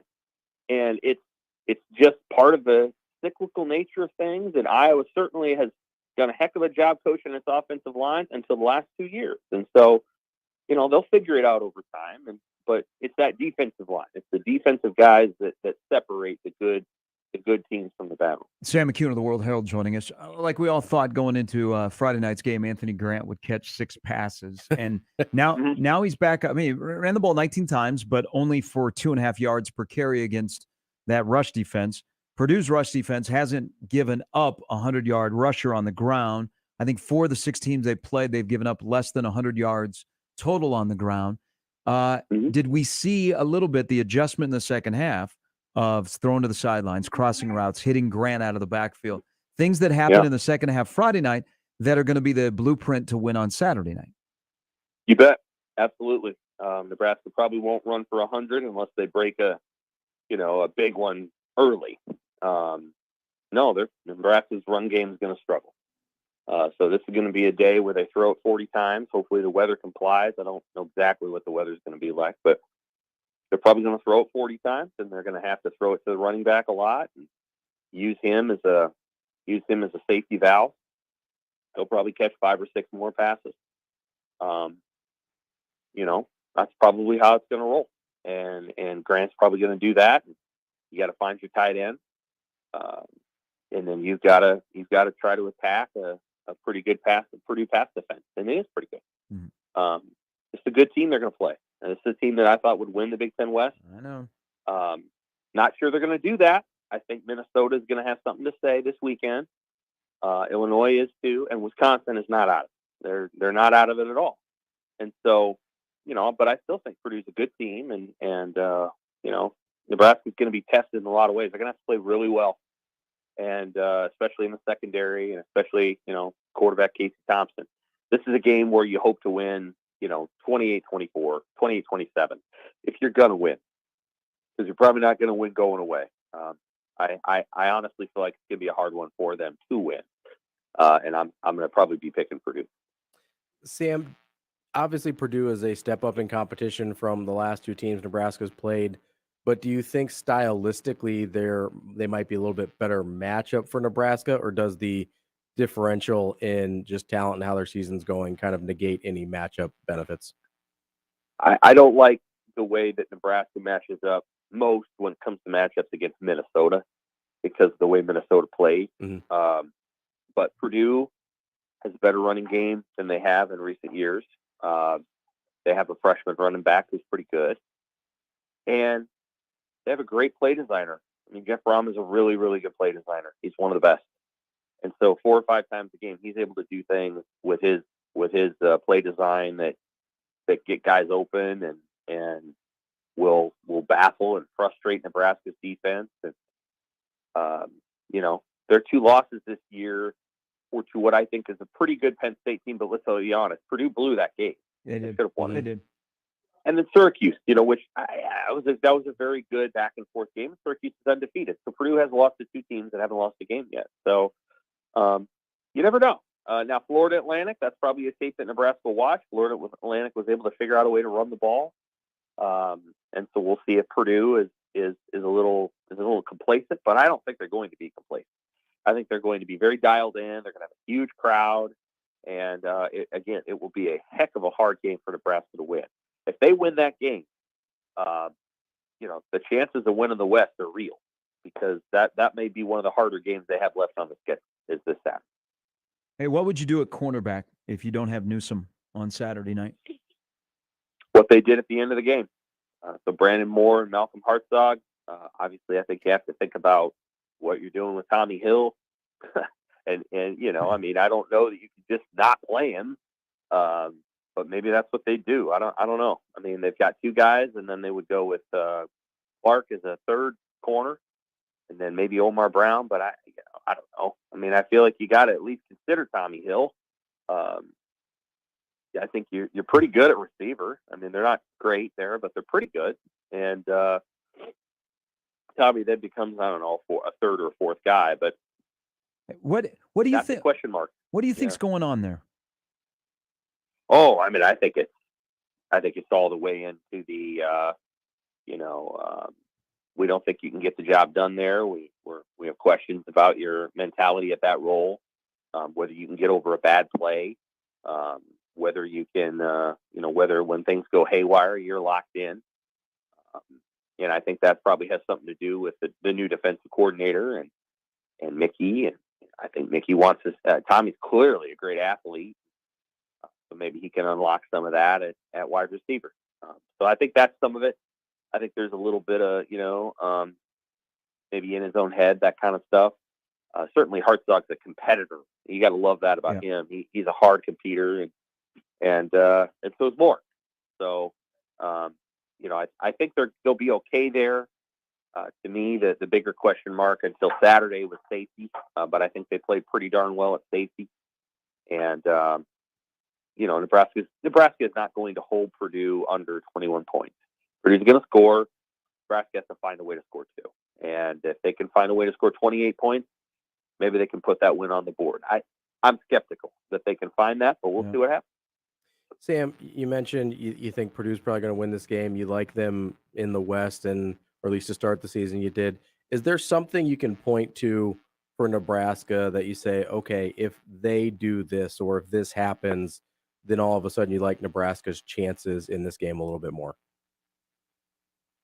Well, if they're able to get a couple of turnovers, I think that starts it. Get a play on special teams, big return, punt block, those small things, and then you hope you're able to hit some deep throws, and I would say, hit them early. Try to hit those early in the game. Try to get over the top of Purdue's secondary. Try to do some of that, and then, those are the things that you have to do when you're on the road. You have to find a way to turn the volume down on the crowd. They didn't do that at Rutgers, but Rutgers' crowd wasn't very big, and it was so, sold out. Yeah, I know. I feel for that. I mean, I feel for Greg Schiano because the hill they got to climb now is really high. When he left because, he didn't think they were going to go to the Big Ten, and then they did. But in the time that he was gone, the program was run into the rut. And so, but yeah, I mean, those are the things that you're going to have to find a way to do is try to make big plays early that quiets the crowd. And then you've got to find a way to get some turnovers on O'Connell. And he does. He throws interceptions. He threw a couple in Minnesota. He throws it into tight coverage at times. So Nebraska will have to find a way. And you never know. Maybe they catch fire here. I mean, they got a chance. They have talent. I mean, Nebraska has some talent on the team, so it's not that. And maybe they catch fire and they win on Saturday. And if they win on Saturday, then, man, that game after the bye week, the crowd at Memorial Stadium will be nuts. It'll be a lot of fun if they win on Saturday. And we'll see if they do. Sam, as always, we appreciate it. Thank you. All right, take care. Sam McEwen of the World Herald. I think this is going to be a steep test. Yeah. And a little bit of it has to do with what personnel is available. I mean, if in a game you're going in where you might defend 40-plus passes, you don't have a Quentin Newsome. That would be nice. It would be nice to have him. The Luke Reimer injury at the end of the game was concerning. Mm-hmm. This is a team that got beat up on Friday night. I mean, that was a bruising game, but it happened to key guys, especially when you're going into a game where O'Connell's going to try and throw it around the yard. Now, Purdue only ran for 34 yards against Maryland. Yeah. Now, the week before against Minnesota's front, they ran for nearly six a carry. But I think they will chuck the ball around the yard in this game tonight. And I agree with Sam about the offensive approach. I don't, Anthony Grant, 19 for what did I say, 47 against Rutgers. Purdue hasn't given up a 100-yard rusher. 4 of the 6 teams they've faced, they've held below 100 yards. Nebraska's going to have to look like their second-half offense. You know, where they're going to have to get it out quick. I mean, this is going to have to be a game where Casey Thompson's completion percentage is going to have to be pretty good, and they're going to have to be in some tempo and bam, bam, bam, stuff on the sidelines, crossing routes, and hopefully a healthy Vokalek. I mean, I believe Purdue is top 20 nationally in run defense, so that's going to be an uphill battle. And honestly, it's a lot harder, in my opinion, and I could be wrong here, but it seems a lot harder to scheme your way into running plays when your offensive line is struggling, because that's kind of just a matter of wills and strengths and whoever wins in that battle there. Whereas with the passing game, you can scheme around it a little bit more, whether it's, you know, quick releases, 3-step drops, QB rollouts, things like that, where you can, you know, maybe run some screens and at least get yourself an opportunity to get the ball off. It's really hard to trick your way into a game's worth of solid running when your offensive line is struggling the way Nebraska's is, even if I think their tendency is probably to be a little better run blockers than they are in pass pro. They're not good enough to, I think, establish that against a top 20 national run defense. So Casey Thompson's going to have to be huge. You might see as many passes from Nebraska as you do from Purdue in this game.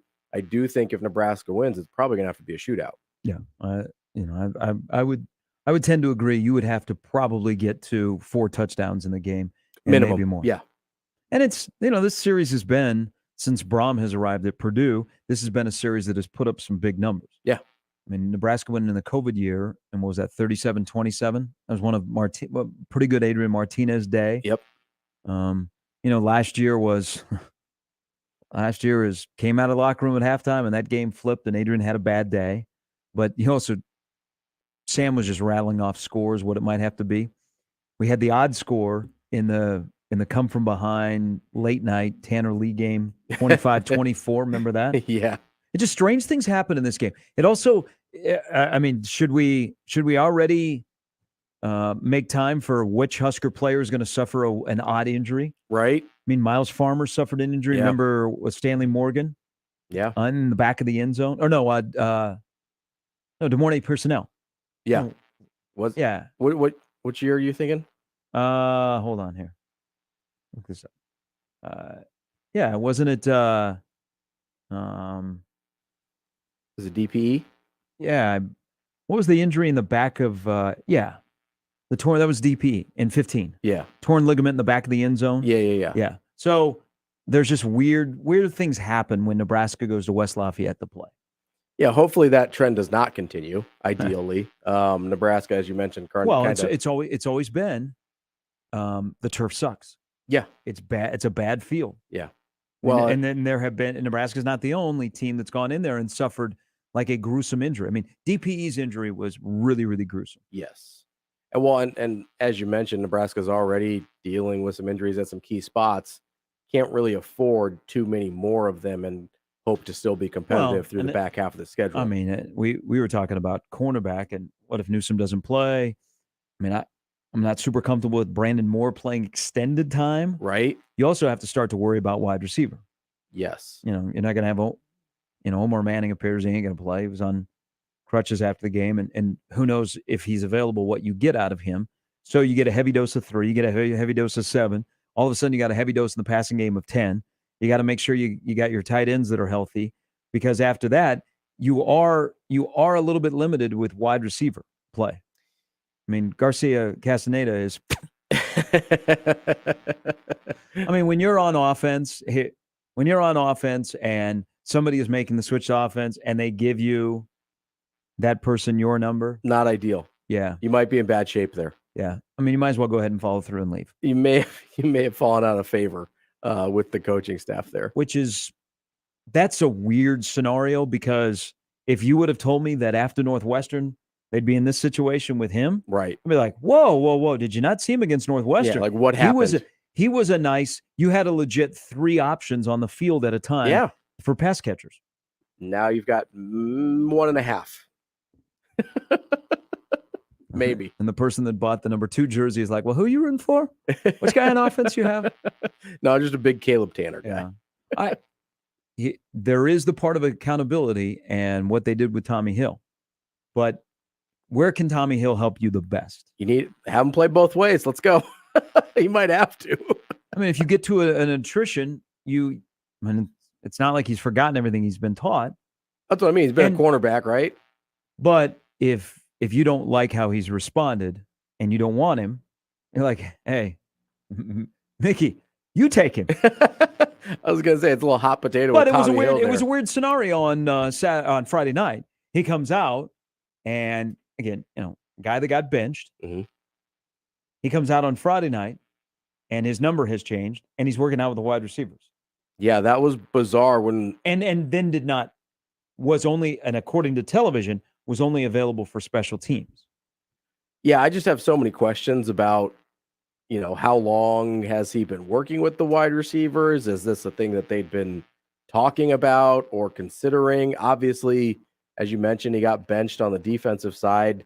Has this been happening since then? Is this we just saw it for the first time? I have a lot of questions about the Tommy Hill saga. Or if this was his suggestion.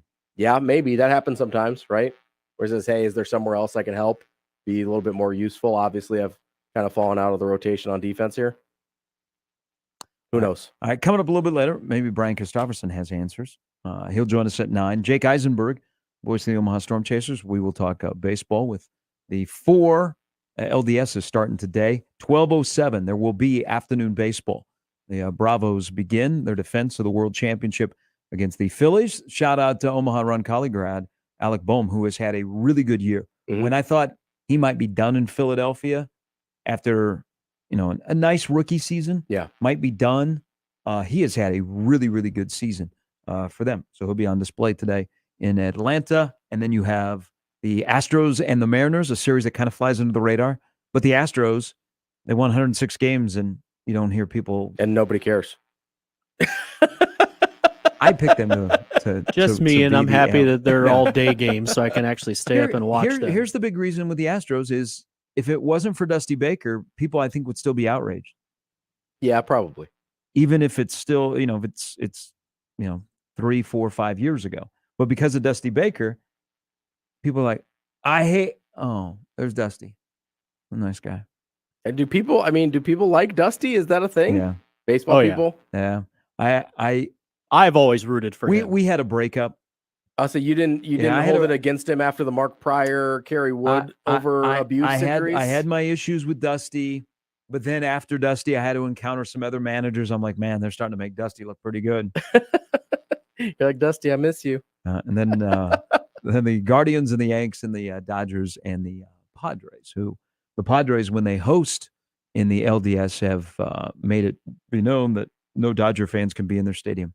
That always works out well. Yeah, what could go wrong?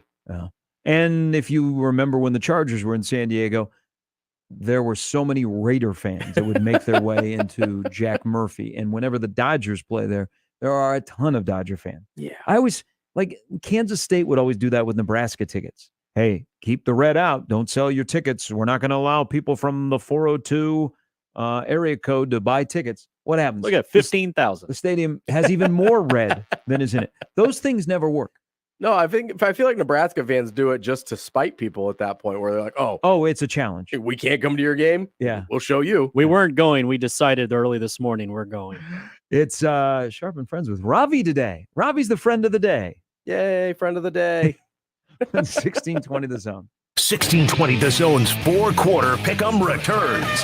It's your chance to win $1,620. All you have to do is correctly pick 4 college or NFL games against the spread. Listen to qualify every weekday or enter online at 1620thezone.com. One lucky listener will be selected each week to make their picks live on air. Awesome. Go to 1620thezone.com for complete rules and contest details. It's 4-quarter pick'em with 1620 The Zone. With almost everything in life, you have choices. You can pick a lot, a little, or somewhere in the middle. So shouldn't there be an internet plan that's just as clever? One that allows you to add TV or home automation whenever. That's why Cox now offers flexible internet plans, giving you all the services you desire at nothing you don't require.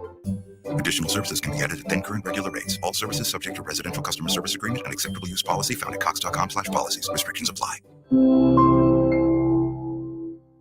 Hey everybody, it's Gary Sharp on behalf of my friends at Tickets for Less. As you probably heard by now, Tickets for Less is my go-to source whenever I need Husker tickets. But I want you to know that Tickets for Less has a lot more to offer. Did you know they have the largest selection of tickets to events both locally and nationwide? Plus, the thing I like the most, they never charge you outrageous per ticket service fees on your order. That's why I always use Tickets for Less. Whether I want to go to Arrowhead and see the Chiefs play, attend a concert or a show, ticketsforless.com is my first stop. See for yourself at ticketsforless.com. Hi guys, it's Andrew with Brookside Medical Clinic. Is erectile dysfunction damaging your relationship? Are you sick of the pill and all the side effects? Well, welcome to the future. We have a major medical breakthrough.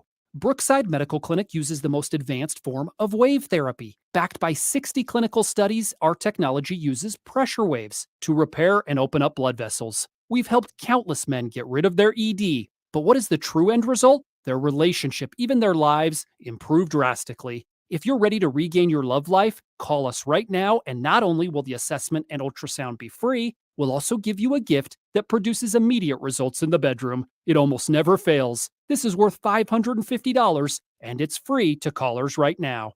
402-671-7777. That's 402-671-7777. Put a stop to your erectile dysfunction and experience what I call the happiness ripple effect. Call Brookside Medical Clinic now. 402-671-7777. When I need a new furnace or AC, I choose a company that provides solutions that meet my needs and budget. When my furnace or AC needs repairs, I call a company with reliable technicians, not commissioned salespeople. When I need a straight answer, I choose a company that is honest and has integrity. At Standard Heating and Air Conditioning, we provide the best solutions for your needs and budget. It's just part of the way we do the things we do. Carrier, turn to the experts. Since this is a radio commercial, you can't see the people standing behind me. They're the Langfeld family. Everybody wave. Oh, sorry, you can't see them because radio. Anyway, the Langfelds are the family behind Langfeld Overhead Door, where they proudly install Midland garage doors to fit any space and style, and they don't take a backseat to anyone when it comes to their service. Because if something goes wrong, it's their name on the line. So they're going to make sure it goes right every single time. Langfeld Overhead Door, 402-234-2700.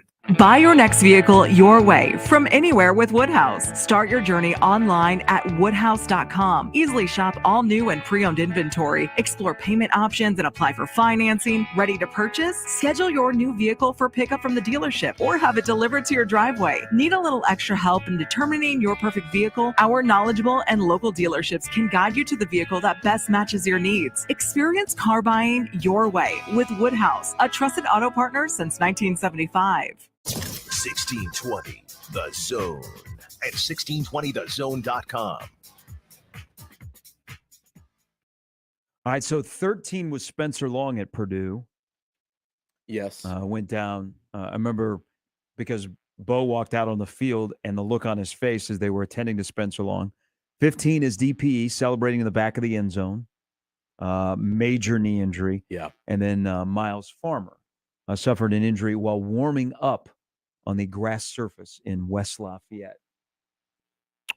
So not a great history. So is this becoming a prop bet now for Saturday? I mean, which players get hurt? No, this would be a terrible prop bet. Nebraska got enough guys on the shelf. But you guys got me nervous to even watch the game. But it's Nebraska's not the only team that's gone into West Lafayette and had issues with the field and have openly commented afterwards.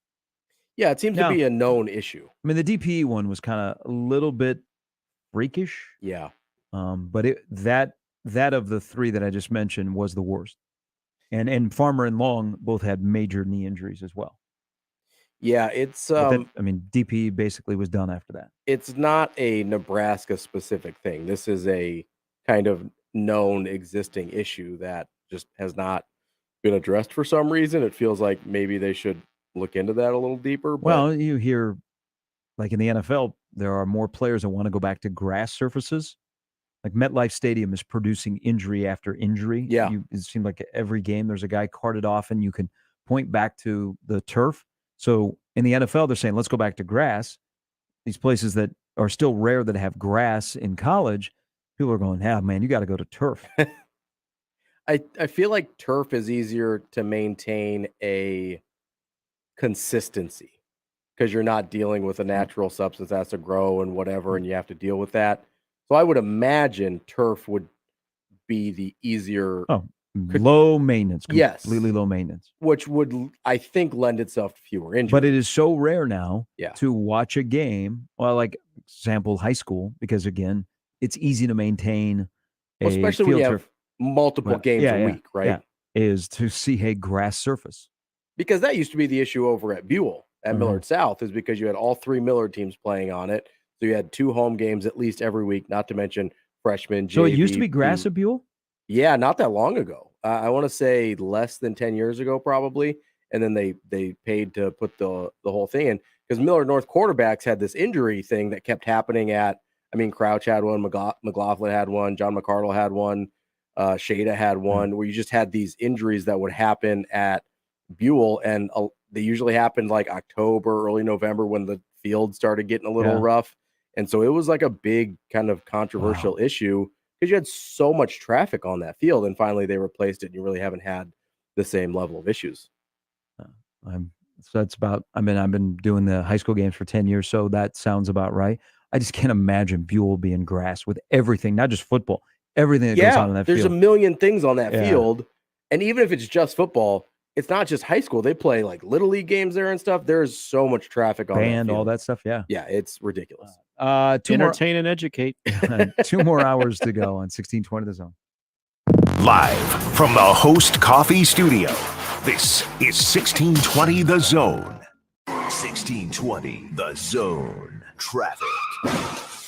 From LeBurton, AC, heating, plumbing, and more. Time-saving traffic center. We have no accidents to report at this time, but you can expect a little bit of slowdown eastbound along I-80 near 84th Street. Then along Highway 370, be prepared for some significant slowdown from 36th to 25th. And along Center, be prepared for some significant delays from 175th to 168th. As always, remember to stay safe and wear your seatbelts. I'm Chris Scott. This time-saving traffic was brought to you by IBEW Local 22. Does great pay, fully funded medical benefits, and a solid retirement sound good to you? IBEW has immediate openings for journeyman electricians. Invest in yourself with IBEW Local 22. Call Bob at 402-980-7596. You know those buddies who magically become medical professionals when you're not at the top of your game? The ones who say, "Come on, muscle through it," but then also say, "Hey, you should probably see my specialist," or surgery or pain meds. It's almost always false, false, and false. Athletico's physical therapists, the same therapists who work with professional athletes, can tackle those little aches and pains from the start, before they become big ones. So next time, don't believe everything you hear. Instead, start with Athletico. Schedule your free assessment at athletico.com. Teaching is one of the most fulfilling careers you can pursue. If you have a bachelor's degree but are not satisfied with your current career, change it. At College of St. Mary, you can earn a teaching certificate and a master's degree at the same time. We make it easy to balance your work and home life with classes online and on Saturdays. In just a few short months, you could start a teaching career that will make a difference in the lives of children and their families. Our MAT program is inclusive and open to everyone. Get started today. Visit College of St. Mary at csm.edu. MD West One's team of neurosurgical spine specialists is the largest and most advanced in the greater Omaha metro. MD West One has been voted the #1 private practice and #1 in neurosurgery and spine by Best of Omaha year after year. They can help if you're suffering from recurring neck and back pain, weakness or numbness in your extremities, sciatica pain, or any other recurring issues stemming from your neck or back. Go to mdwest1.com to meet the spine team at MD West One. Rotella's Italian Breads and Bakery. Tradition and quality at its finest. Over 100 years serving the community with high-quality products. Make sure you have all of your hot dog buns, hamburger buns, brat buns, and breads galore for your tailgating parties and everyday needs. Stop into our bakery on 108th and Harrison or find us at your nearest grocery store. Rotella's Italian Bread. Over 100 years of tradition.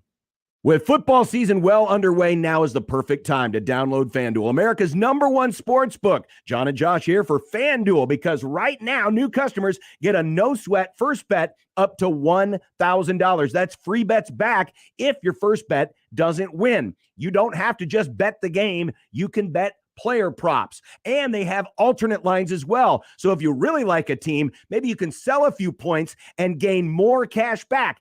Just don't forget that promo code 1620. Plus, John, live betting allows you to maybe watch the first quarter, see what's happening, and a team might be behind, but you think they're going to come back and win. Take advantage of the live lines that are available all throughout the matchup. Sign up today with our promo code 1620 for your no-sweat first bet. That's the FanDuel Sportsbook promo code 1620. 21 plus and present in Iowa. First online real money wager only. Refund issued as non-withdrawable free bets that expire in 14 days. Restrictions apply. See terms at sportsbook.fanduel.com. Gambling problem? Call 1-800-BETS-OFF. Genesis Health Clubs is celebrating its 36th anniversary, and you're invited. Join for just 36 cents and get the rest of the year for free. Hurry, just 4 days left. Hi, I'm Rodney Stephen, owner of Genesis Health Clubs, thanking you for the last 36 years. Without you, we wouldn't be here, and we're here for your results. We're here to help you feel better, look better, and have more energy, and be able to enjoy all life has to offer by improving your health. Celebrate Genesis Health Club's 36th anniversary by joining today for just 36 cents and get the rest of the year for free. 4 days left. That's 36 years of results, 36 years of better mood, concentration, and focus, 36 years of crushed goals, 36 years of mental and physical strength, 36 years of members achieving their absolute best, and now it's your turn. So get fit, have fun, and celebrate 36 years with us. Join Genesis Health Clubs for just 36 cents and the rest of the year for free. Hurry, just 4 days left. Find your fitness home at genesishealthclubs.com. Shop Woodhouse Place Hyundai and Nissan, 144th and Giles. KOZN, Bellevue, Omaha, Council Bluffs.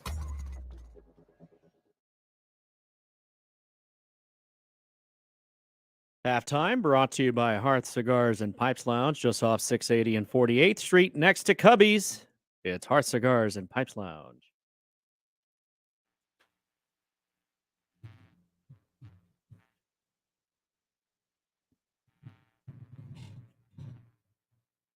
All right, welcome back in. Hour number 3 of Gary and Friends. Robbie is in today. Coming up in the next hour, Brian Christopherson and also Jake Eisenberg with the LDS starting.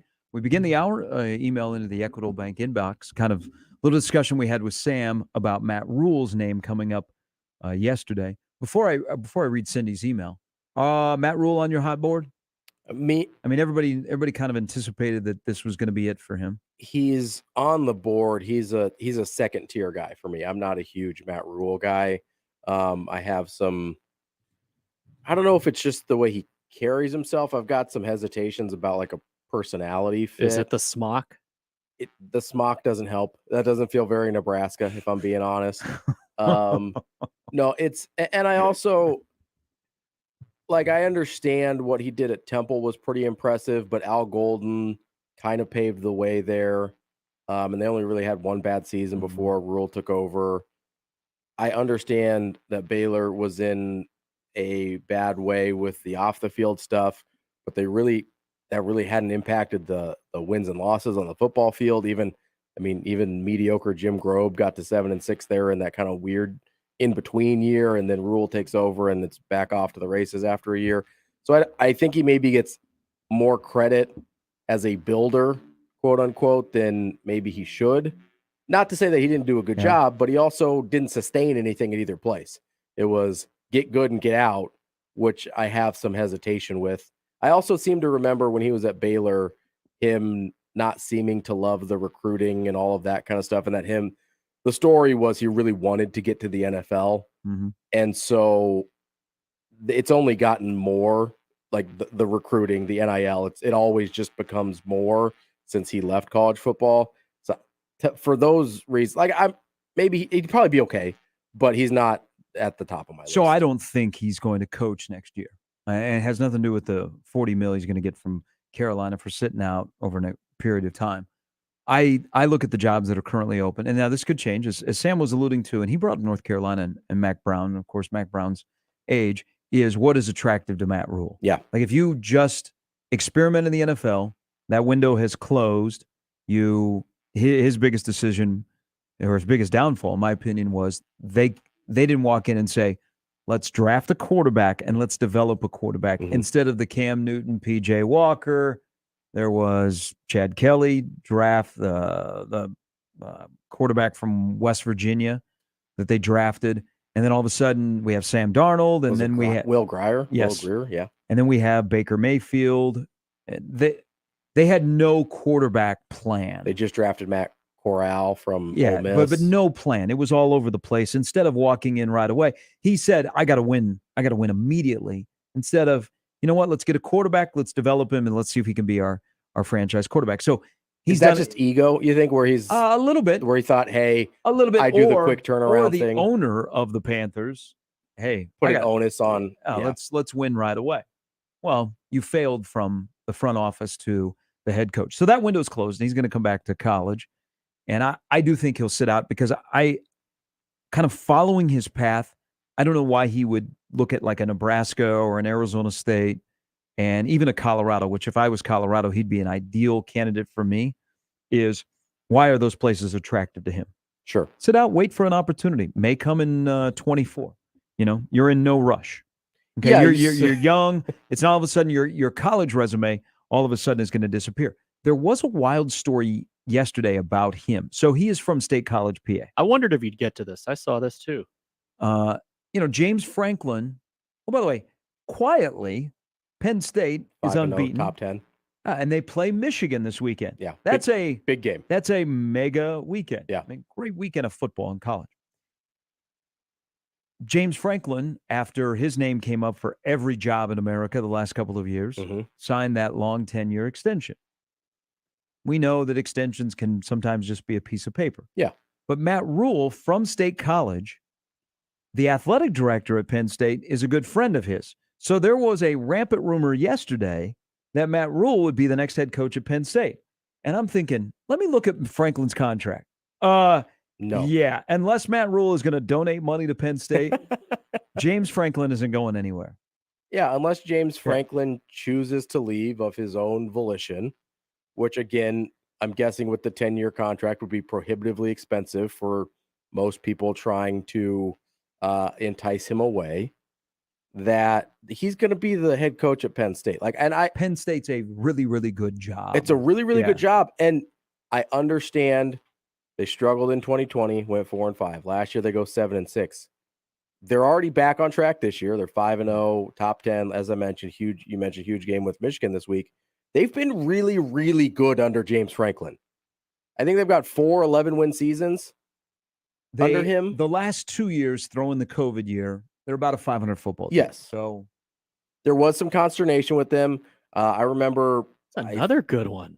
I think either last year or in 2020, I remember talking to a Penn State beat writer and saying like, yeah, he's maybe more on the hot seat than people realize. I don't think he's beloved around there, but he's won too much to get fired. He might do something. And again, they're an underdog in Ann Arbor this weekend, and they still have Ohio State down the road. They actually have Minnesota. Minnesota is next week. So Minnesota, the next 2 weeks, Minnesota goes on the road. I'm pretty sure it's the 22nd. Minnesota goes to Champaign, and then they play at Penn State, and that's Penn State's whiteout game. I believe that is the 22nd. But here's what James Franklin might be able to accomplish. He's never been on the hot seat at Penn State. But look at how many coaches have been fired or are in a lot of trouble. They have a lot of loyalty to multi-year starters that take them through the absolute roller coaster of good days and bad days. Wisconsin, Nebraska. Sean Clifford has been in the feast or famine category. Yeah. And they've stuck with him. And he may turn out to be a feast this year to Penn State playing for the top spot in the East. That very rarely happens with coaches that ride 3-year starters, and they are the ultimate feast or famine, and they can get you fired. Yeah, I mean, so Franklin and Clifford may come out the backside, and it actually may turn out to be good at the end of Clifford's career, where that is an oddity to me.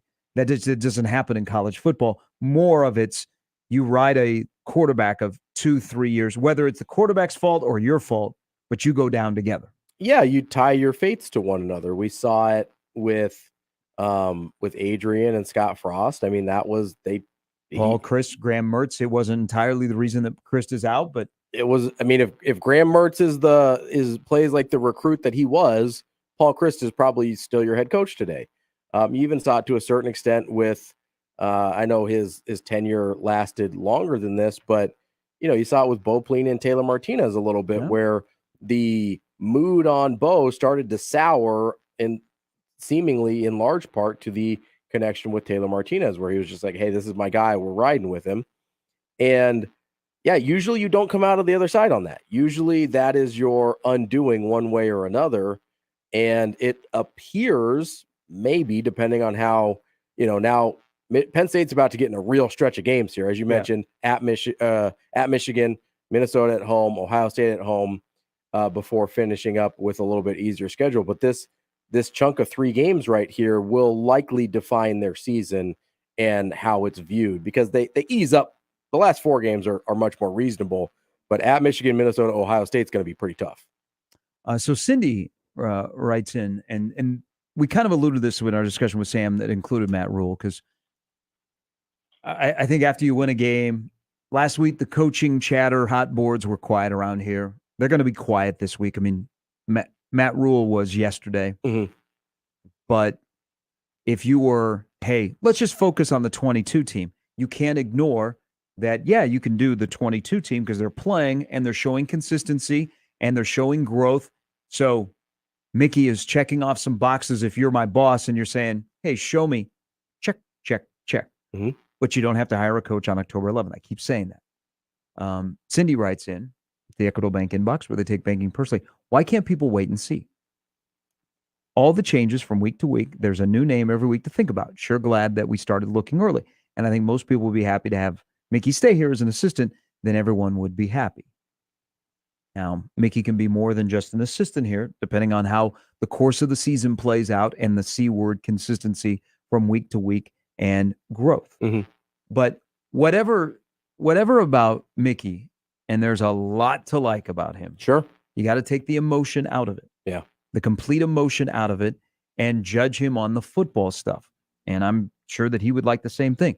But I want to remind people that while he's coaching this current football team and trying to get them to 4-3, he understands, and he openly said that a place like Nebraska should have a national search. He's been in this game for a long time. Yeah. He knows he was just on a staff where the guy got the Yahtzee. Yeah. So it doesn't bug him. Okay. That's his job, to insulate his team, to focus on the team they're playing this weekend. You can do both. You can have the current team playing, and you can also have discussion of a national search. It's on the current guys that, we know that. We don't have the blinders on. It's happening. But that doesn't affect us, because we got to still finish up the 22 season. And you know what? We probably like where we're at right now. We kind of feel good. It was kind of nice to come back, have a little weekend, and then walk back in the facility and go, wow, we won 2 games in a row. How do we win 3 games in a row? 2 conference games. And that's the in guy a row. that's in charge right now, to make sure you have all the tools in the toolbox to win that game, but also you're focused and you're not thinking, hey, maybe on my phone, Matt Rule. Man, did you know Matt Rule coached Christian McCaffrey? Do you think that if Matt Rule came to Nebraska, that Nebraska could mend fences with the McCaffrey family and Christian would come back here and work out because he played for Matt Rule? Or that Cam Newton might come here? Or you know what? Maybe that Matt Rule would put us on FaceTime with Cam Newton? It's October 11th. That's how he recruits. He just gets Cam Newton on a FaceTime. It's the Coach K method, right? You just get a NFL guy on FaceTime. Charlie Weiss, just dump your Super Bowl rings on the desk and be like, you want one of those? That's a cooler move than getting FaceTime with Cam Newton, I think, is dumping the World Series or dumping the Super Bowl rings on the table. I don't know. To be FaceTime with Cam Newton? I mean, it's cool. Where did Cam show up this weekend? He's got I think a nephew that's playing college football somewhere. William and Mary. Oh, yeah. And Cam was in the student section. Nice. That's got to be odd. You're just looking, hey, that's Cam Newton. What's he do? William and Mary. There we go. I think anytime Cam Newton shows up and he's not like in the Panther facility or with the Patriots, it would be odd. Yes. Yeah, that seems it. Cam Newton is one of those guys that can't hide. Yeah. I don't. He, even if he is not dressed as well as he is usually, he just normal clothes. Cam Newton can't hide. He's an enormous guy. Yeah. He's huge. Yeah. But yeah, you're right. You can focus on this year and still keep an eye on the horizon and understand that one way or another, this is likely not the football coaching staff that we're going to have 6 weeks from now. Even if it is Mickey Joseph, don't you think there's going to be more changes to the staff if he's the head coach? Yes. Right? So even if you keep him, you're still talking about a pretty significant staff turnover. And it's naive to not keep an eye on that as we progress towards the end of the season. Yes, Mickey Joseph is going to get his shot. He's getting his shot right now. I kind of agree with Sam that you have to have a pretty significant win total in order for him to get the head coaching job. But whether it's Matt Rule, whether it's, I don't know, whoever we're talking about, the flavor of the day head coach, Coach Prime got brought up earlier. This is one of those things where it's a storyline you can't ignore. It's too big to just be like, we're only going to focus on football games. Also, that's how talk radio works, guys. Oh, yeah. And that's what around here works when you are in the current situation. Yeah. Now, when we come back, there is part, and I know this for a fact, of people that might be inquiring about the Nebraska job. They're inquiring about one major element of the Nebraska job that we will discuss. I don't care if it's Matt Rule, if it's a guy that's already here, other coaches that might be interested. There's an aspect of, and I think this is going to be the case in the new age of college football, that candidates for other jobs are going to ask not necessarily about the roster, but before you get the part to assemble the roster. Well, and I've got a question for you too, if we've got time, because I was I got all kinds. I was talking with a friend about what they want out of the head coach, and I got an answer I was not expecting. Really? So I want to check in with you, see where you're at. Man, we're just teasing the whole audience on Tuesday. We'll tease you Tuesday. Teaser Tuesday. It's a good lesson for those that want to play radio one day. 28 past the hour. It's 16:20 the zone.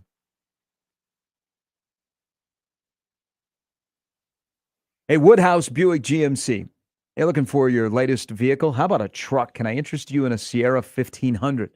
You're like, who is Sierra and why is it 1500? Well, it is the powerful and distinctive GMC truck.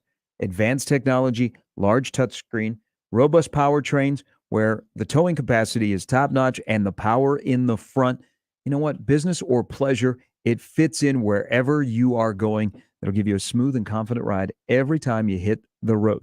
Now, it's either the Sierra 1500 or the rest of the GMC truck lineup. They have technology and vehicle features that come together to enhance your entire experience.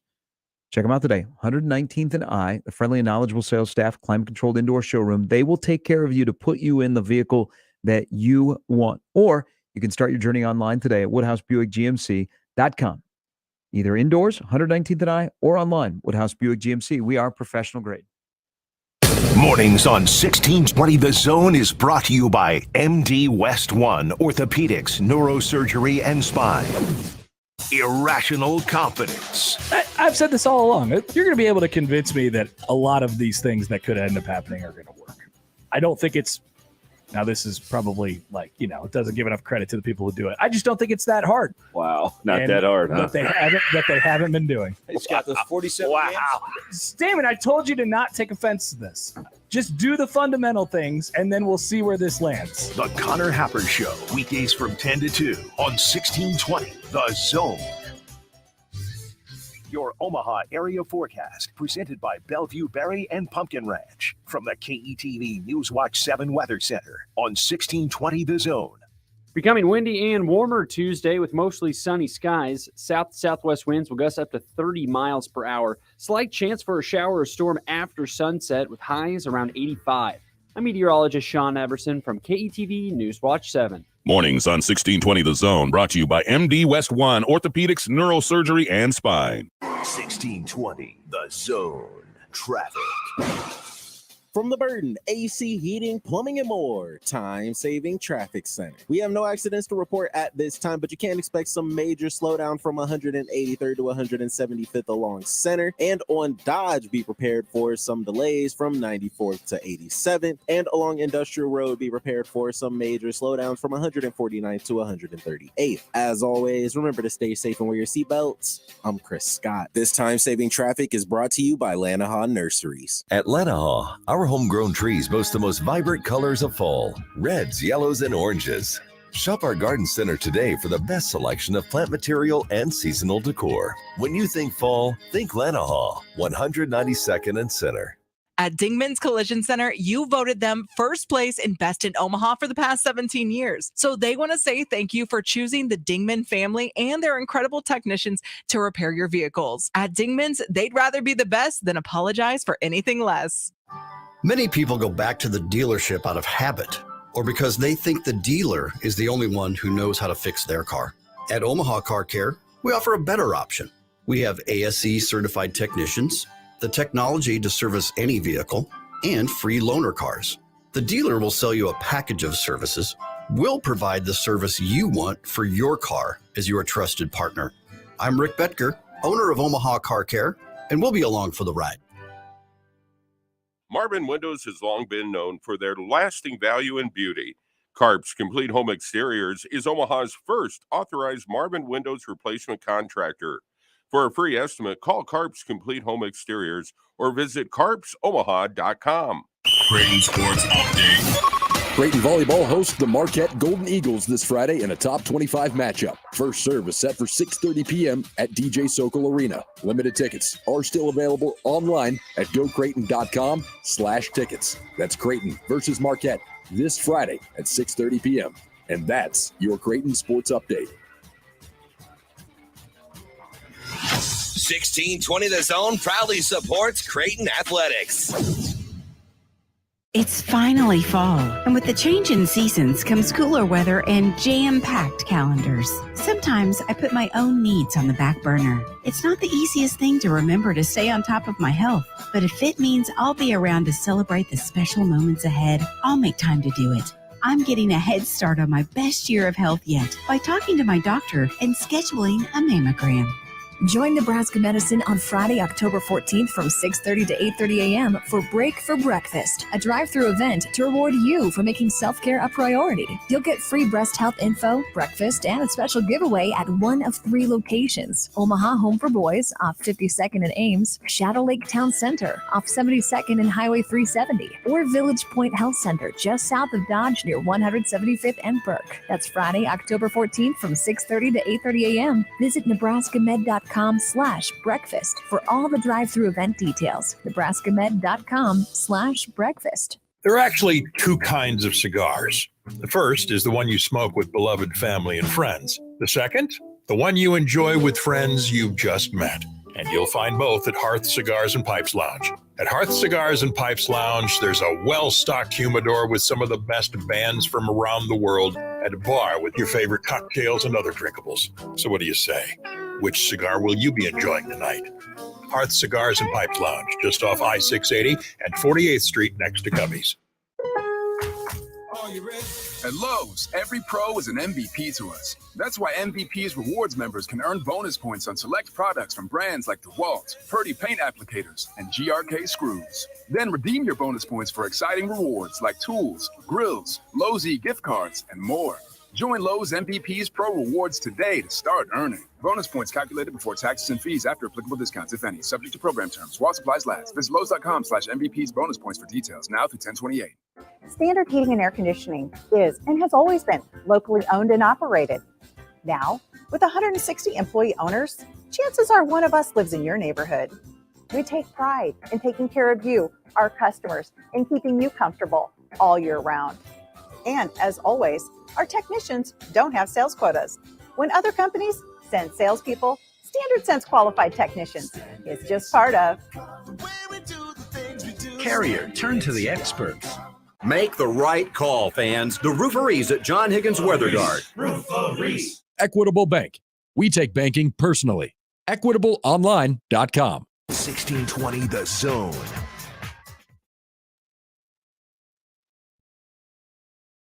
All right, Brian Christopherson of Husker 24/7, Jake Eisenberg, radio voice of the Omaha Storm Chasers, our now baseball expert. We're going to have him on every day. He doesn't know that yet. Every day. You sign up for that? 5 minutes every day. He's going to be on between now and the end of the postseason. Welcome back in. There's Robbie, Jimmy. I'm Gary. So the coaching search for Nebraska, and yesterday, somebody who used to be a colleague of mine is part of a search firm. It is not the search firm that Nebraska selected, but they've been involved in coaching search firms before, and I think they are the company that either Colorado or Arizona State has. Okay. But this particular person who I know is not, he is more a basketball person and an entertainment person. But he knows about football. So we were talking. I say, hey, if you've heard anything in your industry about the Nebraska job, I'm looking for new names. Yeah. I just want confirmation that David Shaw is, a real name that can be, bandied about in Nebraska. And we got talking about the Nebraska job. And he goes, all I know, he goes, I'm not really hearing names. He goes, but I'm hearing of what the concern is.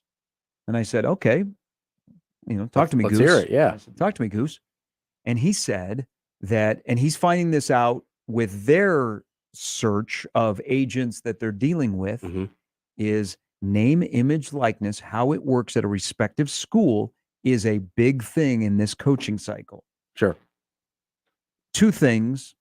Is it buttoned up where it's not loosey-goosey? Yeah. And promises or agreements are followed through, because you don't want that on your plate. Right. You want to be able to have a lock, stock, professional name, image, likeness that it doesn't have any holes in it. And what it says it's going to be, it is. Yeah. Because you've got to sell that. That's part of your whole plan. And, Nebraska at the beginning was loosey-goosey.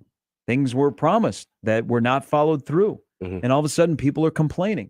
And you don't know anything about it. And you're like, God dang it. Yeah. Is there, the inquiry of how is Nebraska's name, image, likeness? And I'm like, ding, ding, ding, ding, ding. I go back to last week. All of a sudden, everything kind of gets streamlined. One focus, got to get it going now. We got to have it in place. Yeah. So we're ready to go. I remember that from last week to my conversation yesterday. I'm going deep, deep, deep, deep, deep. So the NIL and how you can use it as a new coach is one of the more important things when looking at either the Nebraska job or other jobs, because you don't have to worry about that, because it is going to turn out to be a thing you have in your back pocket, if need be, to go to when you're trying to sell somebody, when you have to hit the ground running right away. I think that'll be fascinating to watch moving forward across all these job searches and hires. Yeah. And if all of a sudden a university's NIL becomes a behemoth and gets really, really streamlined and successful, and it is lockstep, you're like, okay, there's a coaching search going on, or there's a big recruiting push for someone.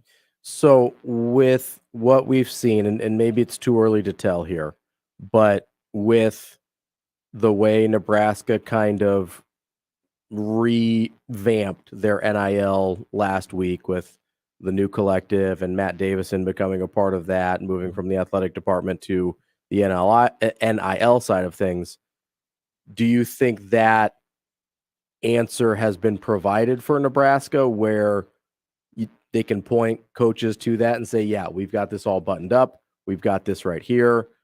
Here's what we've promised. Here's what we delivered. You think Nebraska's in that place where they have a good answer for that now? Yep. You don't have to worry about how many cooks are in the kitchen. We got a really good family that is spearheading this.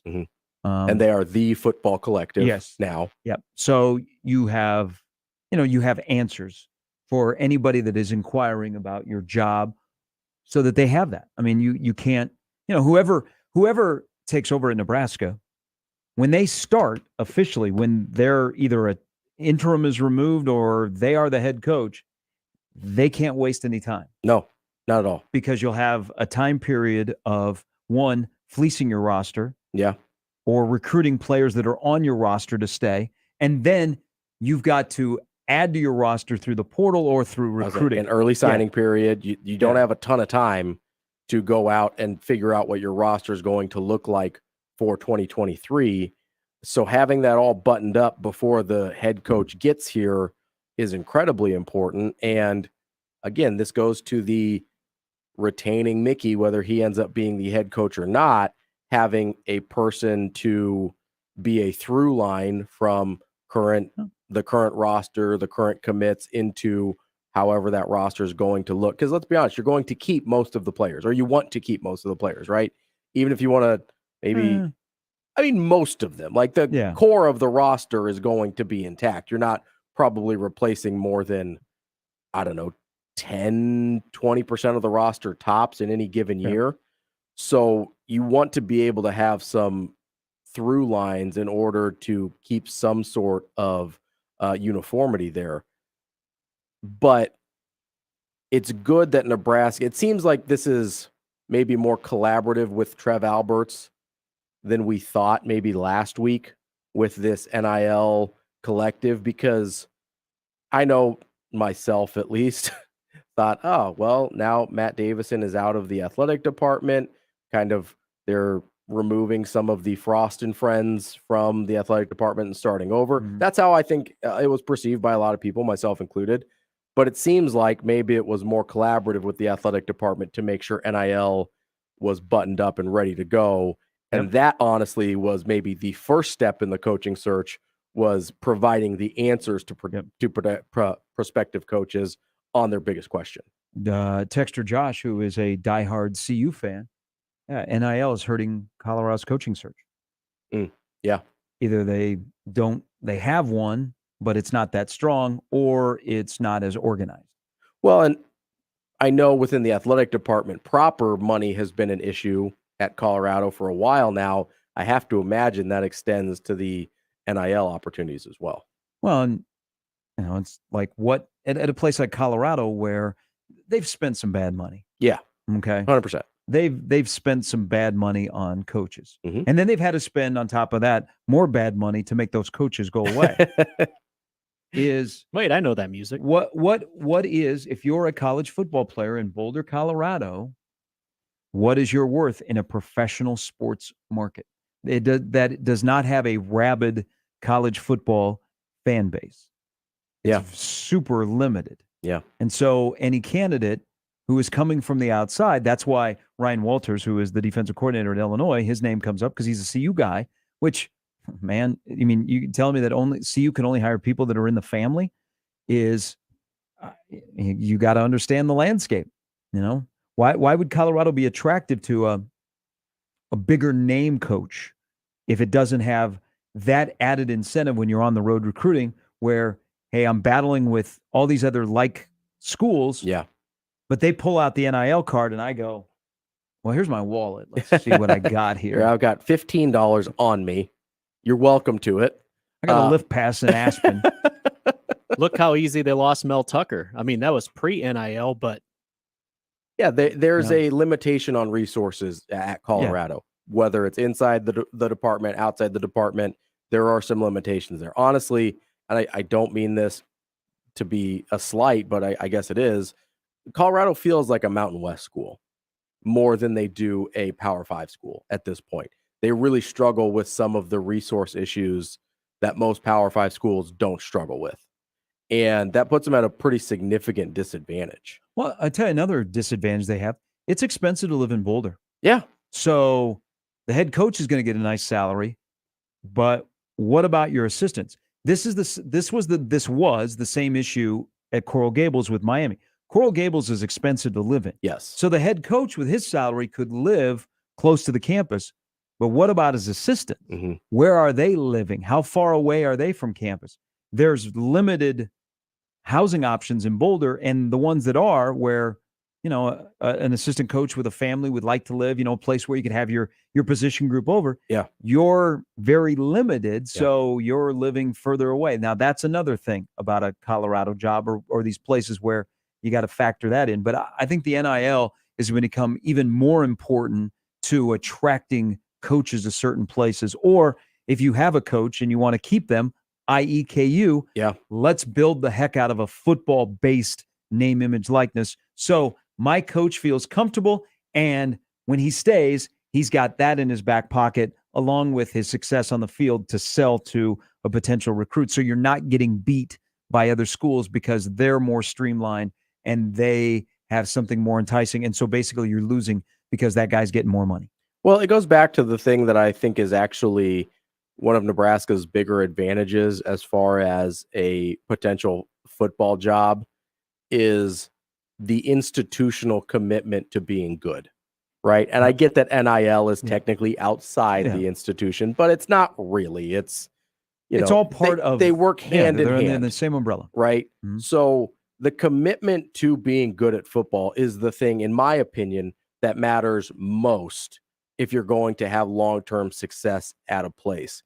And while Nebraska has sometimes been dysfunctional, while they have sometimes maybe not had, an AD that you would love or other leadership that you would love, or obviously head coaches that you would love, the one thing that hasn't wavered is that their commitment to being good at college football has always been there and has never changed.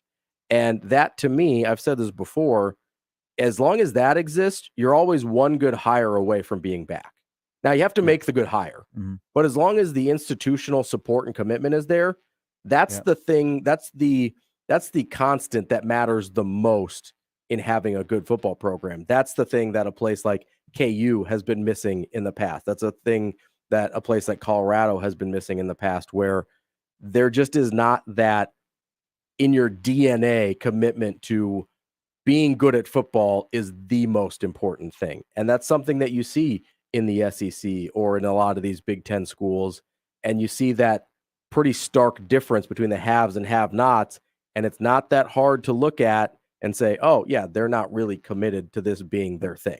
All right, we'll get some calls to finish up the hour when we come back. BC in the last hour, Jake Eisenberg as well. Also, four-quarter pick'em. You want to be listening. The winner of this week's four-quarter pick'em will actually pick games Thursday. Yeah, Thursday, 9 o'clock. We've been trading emails. I think Tanner, who engages with the show, won, and he will be picking games on Thursday when we're back. Go. All right, we're back with more. There's Robbie. I'm Gary. Jimmy here as well on 1620 The Zone.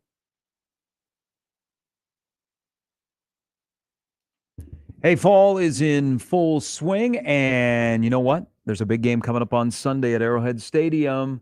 It is the Chiefs and the Bills, and Tickets for Less has you covered. It has you covered for Memorial Stadium, where there's another big game coming up at the end of the month, or it has you covered for the Chiefs and the Bills, the game of the year in the NFL so far, coming up at 3:25 on Sunday, and you're thinking, well, am I going to be able to get in the stadium? Go to ticketsforless.com right now. You will find seats that are available and never those hefty per-ticket fees that you pay on other sites. They're going to hook you up at Arrowhead Stadium. So go online right now, ticketsforless.com. They can save you hundreds on fees alone. So compare and keep coming back. Ticketsforless.com. They'll save you hundreds of fees. Do you hear that? Hundreds of fees. No per-ticket fee with Tickets for Less. So go there today. Ticketsforless.com. Find the seats that you want to get in to see the Chiefs and the Bills on Sunday at Arrowhead. Omaha's most listened to all sports radio station. Again and again and again. 1620 The Zone.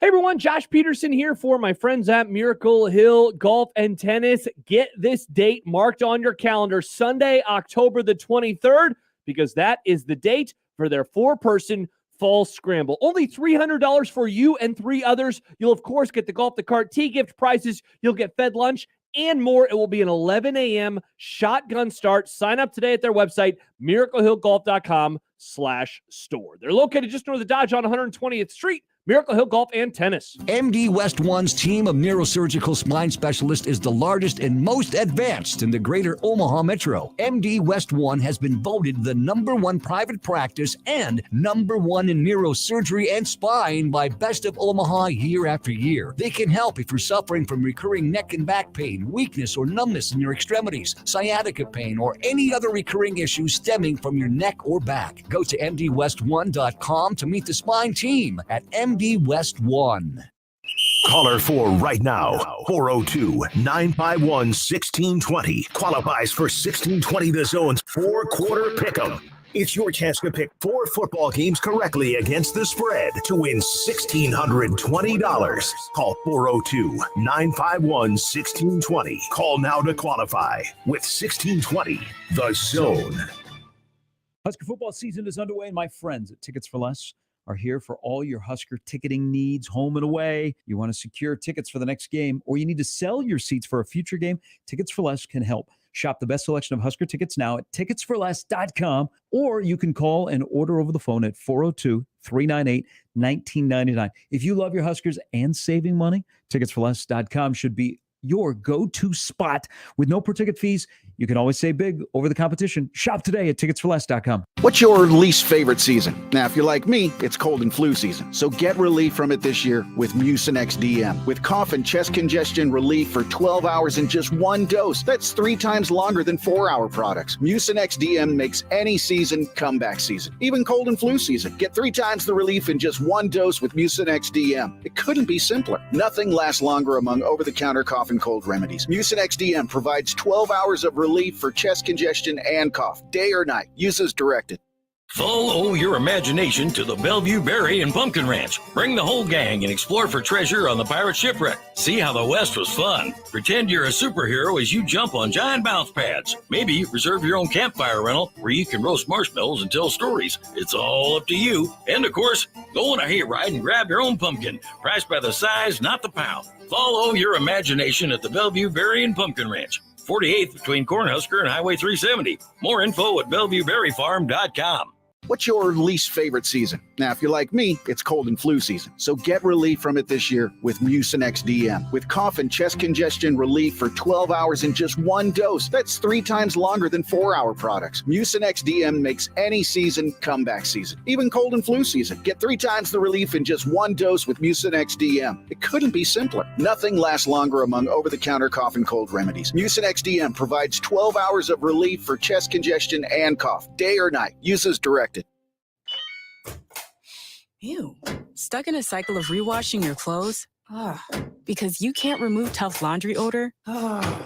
When detergent by itself can't cut it, use new Downy Rinse and Refresh. With a breakthrough odor-removing formula, it removes odors in 1 wash, better than the leading value detergent in 3 washes, keeping all your laundry fresh. Now you can break the cycle of rewashing with Downy Rinse and Refresh. 1620, The Zone at 1620thezone.com.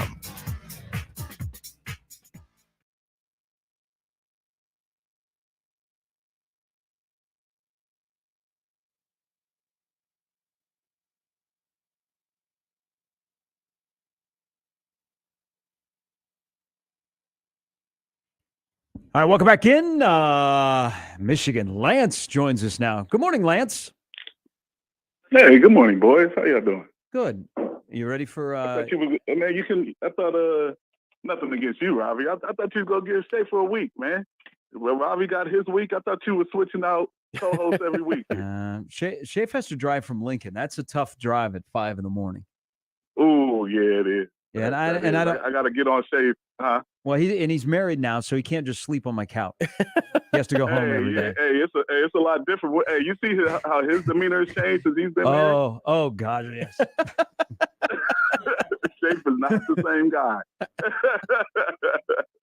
No, hey, I was listening yesterday, and I was caught the tail end when you were talking to Nebraska, and he asked you a question. I really didn't get to the answer to the question.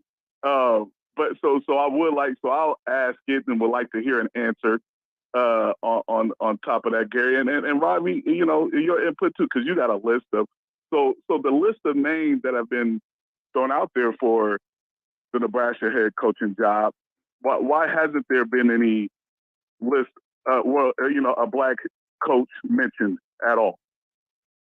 Outside of Mickey? Yes, outside of, because he's already there, and we don't even know if he wants. Yeah, David, just outside of Mickey. David Shaw.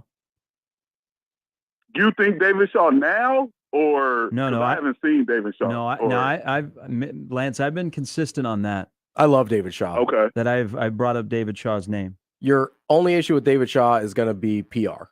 because of the seasons he's been coming off of with Stanford. But I don't think he's any less of a head coach than he was 3 years ago when he would have been a perfectly acceptable hire. But Lance, as I said to Nebraska yesterday, this is not a Nebraska job. This is an industry job. That there are not more black candidates for open jobs across college football, because if you look at lists at Arizona State, Colorado, or Georgia Tech, it's a lot of white guys. No, most definitely, and we know that.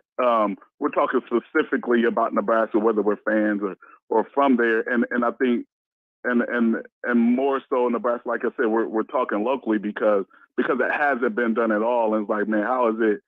Yeah, these lists keep coming out, and it's not even, it's not even mentioned. And so, and I'm with you, people, and that's why I brought up somebody like when I brought up Mel Tucker and Mike Loxley and that's good, and David Shaw. Y'all brought up David Shaw, like they're at places, and it's not about, okay, I don't want to see Mel Tucker at Michigan, because as you see, when Michigan is good, Michigan State is going to be inconsistently good. They'll have a good year, then they'll have a down year. So I want these guys to have those opportunities of, hey, let me get to a blue blood Power 5 school, which Nebraska is, and an unlimited opportunity to succeed. You know what I'm saying? Like Shaw, he's limited at Stanford. You can't have a 10-year run at Stanford and top 10 like that. That's too hard to do. But yeah, so you like to see them get these names to be mentioned, and even Maryland. Like Maryland's it's a basketball state, and he's doing a great job within the basketball state. You know what I mean? And they play football out there, but he has assistants. Like Jim Leonard's name got brought. I'm like, where did Jim Leonard even come from? Like, how did his name just get thrown out into the head coaching atmosphere? But then people say, well, we can't find any black coaches. No, there's some. I mean, I'm sure there's other black Jim Leonards in the country. Assistant coach, never been a head coach. He's a coordinator. There are some out there, but somehow their names get brought up, and you see, and Wisconsin. Hey, they don't want Leonard. They saw his name buzz around. Hey, they want Leonard people. Hey, obviously he's the man with the job, and he just got it early, obviously. But and he also has a connection to Wisconsin. Yeah.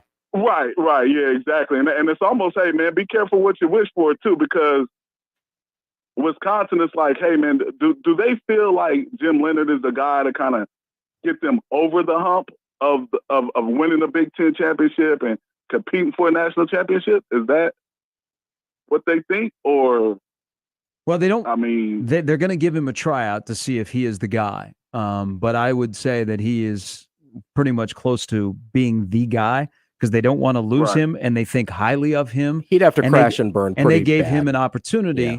But that's a valid question when it comes to Wisconsin, Lance. Is he Paul Chryst 2.0 in terms of going to win 8, 9, but never get that 10th win in Indianapolis or in the new Big Ten when you add UCLA and USC and whoever else might be coming? That's the great unknown.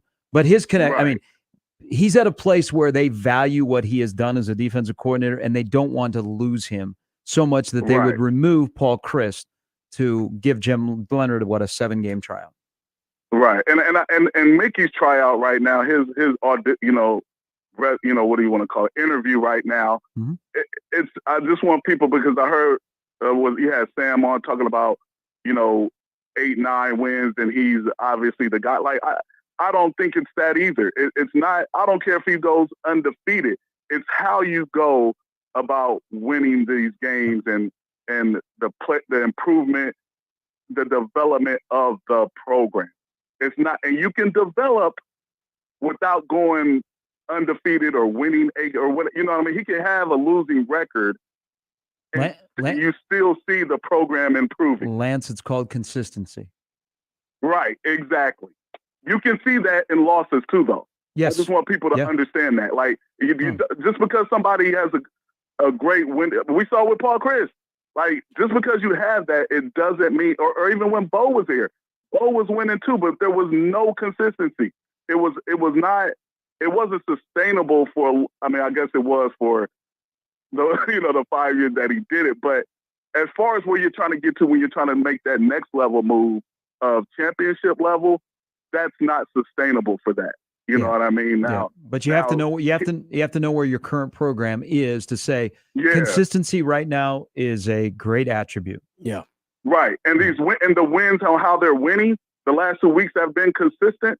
Like, that's what you want. I don't want to hear what Nebraska, they beat 2 out of the 4 worst teams. Well, Nebraska's one of those 4 worst teams.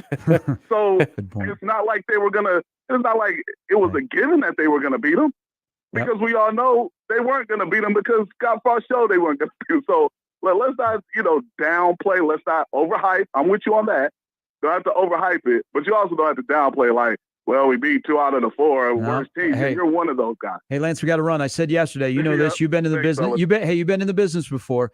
You never apologize for a win. Exactly. Most definitely. A win is a win. Lance, hey, thanks, fellas. Have a good day. That was the theme yesterday. Yeah. Never apologize for a win. Win is a win. Because the word ugly win got. Ugly wins are still W's.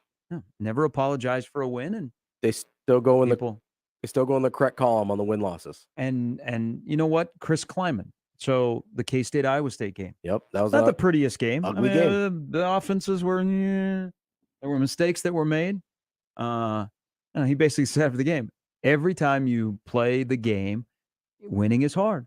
Yeah, winning is hard, and we found a way to win a football game, and we get to win.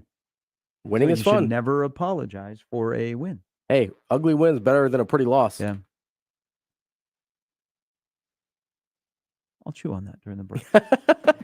Brian Christopherson's coming up next. Live from the Host Coffee Studio, this is 1620 The Zone. 1620 The Zone. Traffic. From the Burton AC Heating, Plumbing, and More time-saving traffic center. We have no accidents to report at this time, but you can expect some significant delays from 96 to 87th along L Street. Then on Center, be prepared for some pretty significant slowdown from 180th to 168th. And on Dodge, it looks like you should be prepared for some delays from 94th to 77th. As always, remember to stay safe and wear your seatbelts. I'm Chris Scott. This time-saving traffic was brought to you by Burton AC Heating, Plumbing, and More. Hi, I'm Mark Evans, owner of Burton AC Heating, Plumbing, and More. Right now, we'll open your drain line for only $93 or it's free. Call for details or request service at justcallburton.com. Sure, the weather is nice and mild now, but before too long, it's going to be cold, windy, with tons of snow and ice. Is your roof ready?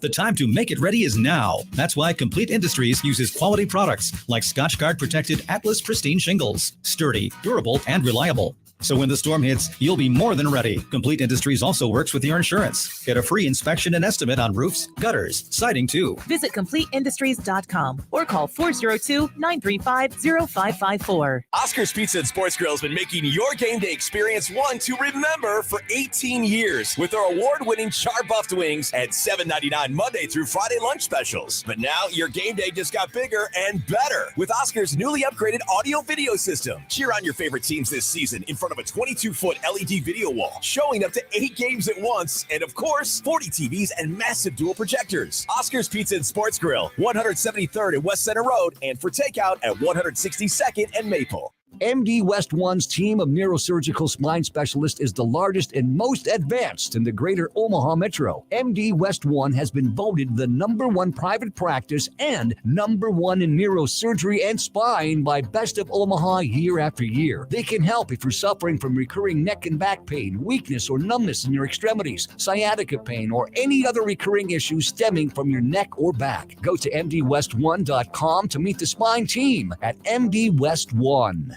Prescription products require an online consultation with a healthcare provider who will determine if a prescription is appropriate. Restrictions apply. See website for full details and important safety information. Subscription required. Refund available for 60 days after purchase. Guys, want an effective, affordable way to get ED medication 100% online?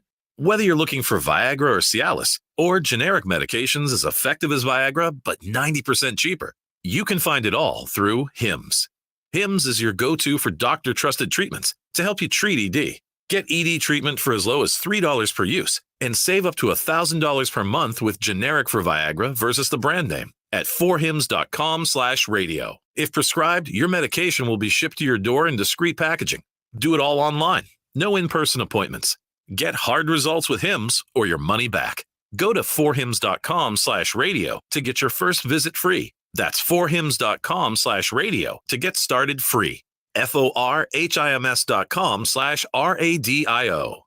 Rotella's Italian Breads and Bakery. Tradition and quality at its finest. Over 100 years serving the community with high quality products.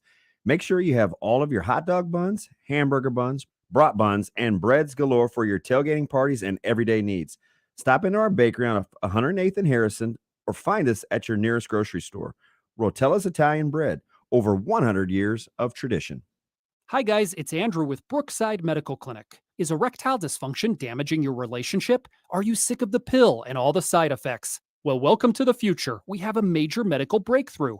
Brookside Medical Clinic uses the most advanced form of wave therapy. Backed by 60 clinical studies, our technology uses pressure waves to repair and open up blood vessels. We've helped countless men get rid of their ED. But what is the true end result? Their relationship, even their lives, improve drastically. If you're ready to regain your love life, call us right now, and not only will the assessment and ultrasound be free, we'll also give you a gift that produces immediate results in the bedroom. It almost never fails. This is worth $550, and it's free to callers right now. 402-671-7777. That's 402-671-7777. Put a stop to your erectile dysfunction and experience what I call the happiness ripple effect. Call Brookside Medical Clinic now. 402-671-7777. Shop Woodhouse Place Hyundai and Nissan, 144th and Giles. KOZN, Bellevue, Omaha, Council Bluffs.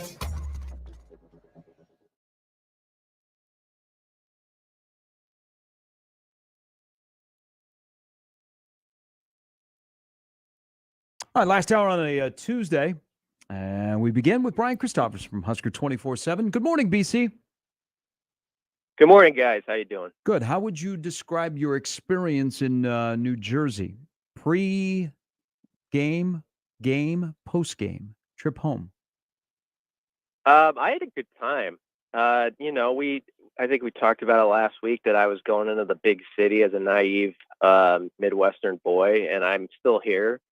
And Bruns held my hand through it, and we were fine. We walked through Central Park. We went to Times Square. We did all that stuff. People like me do. We ate at David Chang's ramen restaurant. He was he kind of came up through the food truck industry and made a name for himself. So we tried that out, and that was pretty good. And they have an interesting atmosphere outside the stadium before the game. It was like a carnival was happening. And it appears that about 10,000 people decided they'd rather stay at the carnival than go to the football game, judging by the supposed sellout that was supposed to happen but didn't. However, I can see the allure because it did seem kind of fun. Although they had a guy up on a stage performing, and he was a little too into it with some of his bodily motions that he was making. I didn't know that it was suited for all ages. It was sort of like the guy from, was it The Hangover, where the guy's like taking himself too seriously at the end when he's singing a song. I don't know, but it reminded me of that. Well, I'm glad you made it back in one piece. Hey, before we jump into some Nebraska stuff, let me ask you about Iowa. So Iowa's on a bye week after what happened on Saturday night in Champaign in a classic Big Ten West 9-6 game. They have a bye, but then they have to play Ohio State. And you know all of the chatter that's going on. I mean, Kirk got a little snippy with a reporter after the game who was pointing out the offensive inefficiencies. And Kirk said, well, we did win 10 games last year. Is there any point during the discussion about Iowa's offense that we can separate that Brian Ferentz is Kirk's son and just say Brian Ferentz when trying to diagnose what his future looks like on that staff or on the staff calling plays?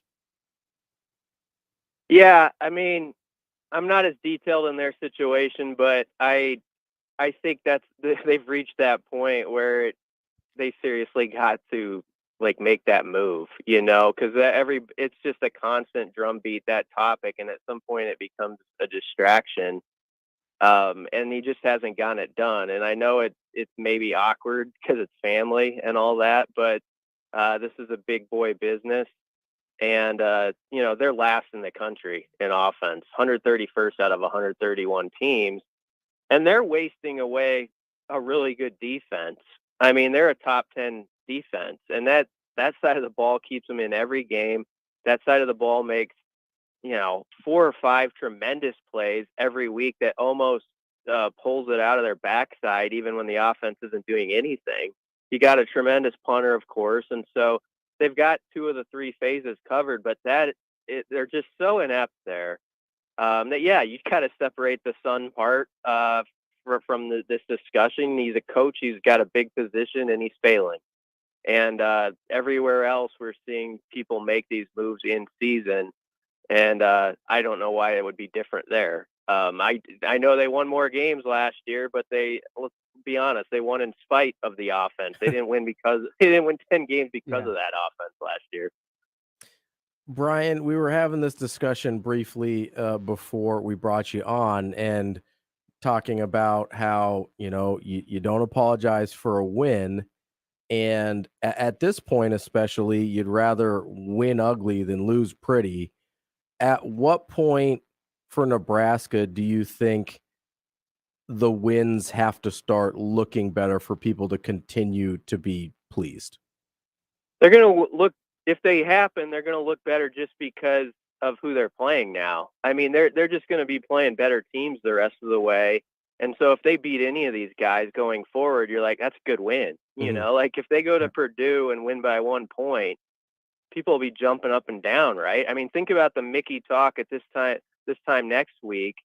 If these boys go to West Lafayette and win a game, I don't care if it's 31-30 or 11-10.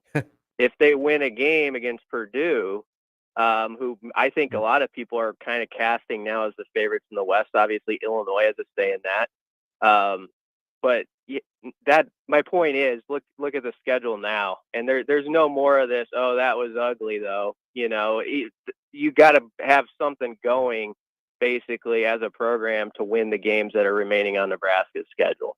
Because after Purdue, of course, there's the bye, but then you're playing Illinois at home, and we know what Illinois is now. That's a team that should be undefeated, frankly, and is playing great defense, top 3 defense in the country. And then November, of course, has everybody who has sort of been in Nebraska's way and bullied them around. And if you win any of those games, that'll be something we haven't seen in a good while. So that's the thing. I think it's a good question, but as you think about it, it really takes care of itself, doesn't it? Like going forward now. When do you think that game changed on Friday night? I still didn't feel good about Nebraska winning it until Farmer picked it, to be honest. I really thought it could be a game where the offense just was so out of sync and so dysfunctional up front that it was going to be just an ugly, maybe 13-7 loss. I never counted them out in the game because you could tell they were still fighting the whole way. And that's the thing Mickey's got those guys doing. They're not just going to cover up and say, oh, it's not going to happen tonight. He's got those guys thinking this is going to be a 4-quarter battle. You're going to take your punches. You got to counter now. And Bill Bush's defense certainly did that. And Nebraska's offense did it to a degree in the second half, but let's be real about it. If Farmer doesn't set him up with the pick on the 27-yard line and you make Nebraska's offense drive it 70, 75 yards and put an 11-play drive together and not have, epic breakdowns, penalty or sack or whatever, it would have been tough. So the Farmer pick and then the Palmer touchdown, it was just such a lift to that sideline. It was just an explosion. Reminded me a little bit lesser game in the way it was being paid attention to, but when back in the Bo era, Nebraska suddenly came to life against Missouri that one night, in the 4th quarter, and you could just see the sideline just go nuts about it. I will say though, after the game, ugly win as it was, that was just a thrilled football team. Yeah. Like Nebraska, it's just a team that needs that. It doesn't matter that it was ugly. They just needed to be on the right side of games like that. And you see Garrett Nelson standing up in the post game, and he just can't get the grin off his face. And you think about where he was in Dublin, and just it was hard to spit out the words after that game. it was such a night and day difference. And Mickey and Bill Bush, it can't be overstated. They've given this team such a spark, and they've brought life to a season that most people just said was dead. And now we're talking about an interesting football game this Saturday night where, hey, maybe Nebraska's the underdog, but if they go out there and they win that thing, it's going to get really interesting around here fast. So we're definitely at a point we weren't 3 weeks ago, and that's a good thing. We're not just talking about a coaching search. We're talking about this actual football team, and that's obviously good for everybody's mindset over there. Is it just to say with the defense, it's just easy to say they've just simplified things on why they've looked different physically and emotionally the last 2 weeks? Or is there something more? That's what everybody just keeps saying. And so I don't know if it's just the go-to line where there's more to it than that. I sort of think there is. But, when you're up front and someone asks you that question, it's kind of hard to get your mind exactly, well, was this and that and this and that.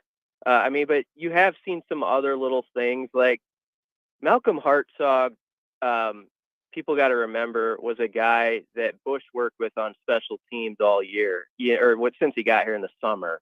And he was playing in all those games. And I don't think it was coincidence that he just got elevated, to corner.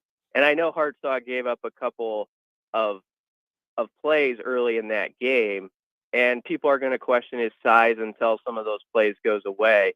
But the one thing I'll say about Malcolm is you're not seeing him get toasted by 5 yards, right? These are balls he's losing where he's there, and you can see why they like him like they do, and just the fight he has. And that was a bold move. They took a 4-star corner who's now a wide receiver. Although I'm interested to hear what they're going to do now with the Newsome had the groin injury, and what do you do with Tommy Hill for the next week or two?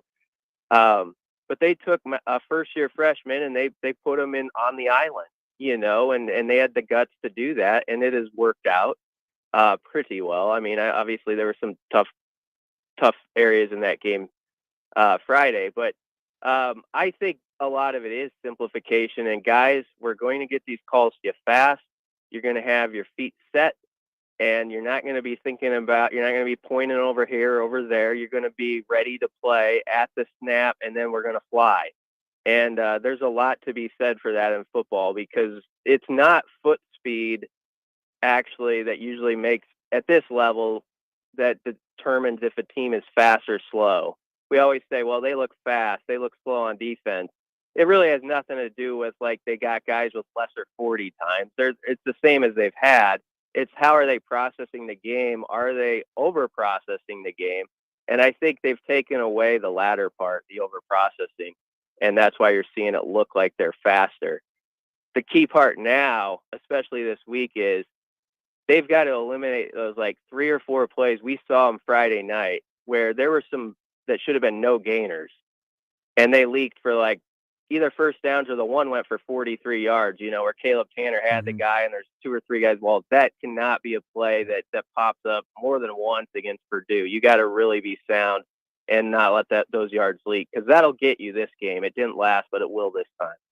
Brian, you mentioned him a minute ago, but Tommy Hill, what is going on there? Because it kind of seemed like him working with the receivers came out of nowhere. Was that something that had been in the works for a little while? And do you anticipate with the depth issues that he might switch back to corner? Yeah, I think that's a big topic today at the presser. If they need to momentarily move him back or not, they might not. But Quinton, first off with Quinton Newsome, Mickey said quickly that it seemed like it was a groin injury, and I was watching him, and that he had a slow giddy up. He was still in uniform in the second half, but when they were running out for the half, he was the last guy doing it, and you could tell he was hurting. Tommy was a great wide receiver in high school, and I was watching him in the warm-ups, and I can see it, why you can make that move. Now, it might take until after the bye, you would think, for it to actually happen where you could see him in games and stuff. Maybe not, but I kind of wonder if that's the formula here. If you work him at receiver for the Purdue game, and maybe then we see a little bit more of him in the rotation.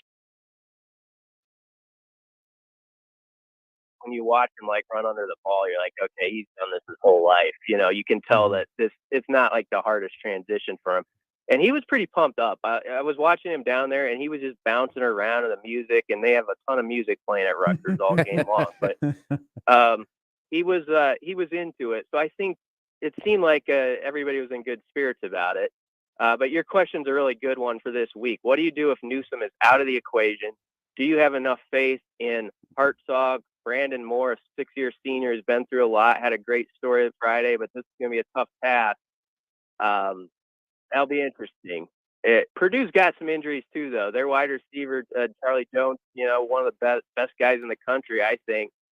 He's dealing with something too, and so I don't think he's full strength. He had 15 yards against Maryland, so maybe Nebraska will catch a break there. Brian Christopherson from Husker 24/7 joining us. What do you think Nebraska wants to do at running back beyond Anthony Grant? Because the sledding is going to be tough. Of the remaining games, the only rush defense that's not in the top 30 is Wisconsin. Can they find some help for Grant in the backfield?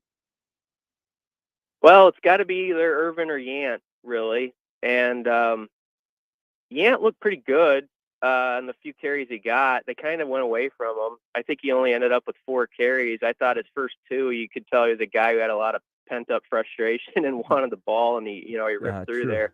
And he almost took that one to the house. If he would have got past the one guy, it would have been like a 60-yard play.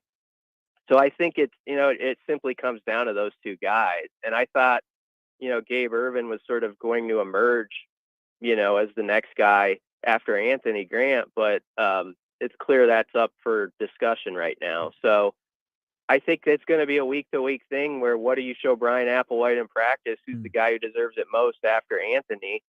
And Grant's just going to have to be that workhorse. The good thing is he's done it before at the JUCO level, granted, but he has piled up the carries. So he's a tough, sturdy back. We'll see if he can keep making it through this season, but so far so good on that front. I didn't think Anthony had his best game Friday. I obviously had the memorable, where he knocked a guy out run, but there was a couple plays where I felt like he kind of ran in the tackle, missed a few extra yards, but it was just tough for any back out there because the O-line is just so choppy right now. It's hard to get on the backs too much at this point. We'll see. I think the 6 catches probably could be equaled on Saturday night for Anthony Grant.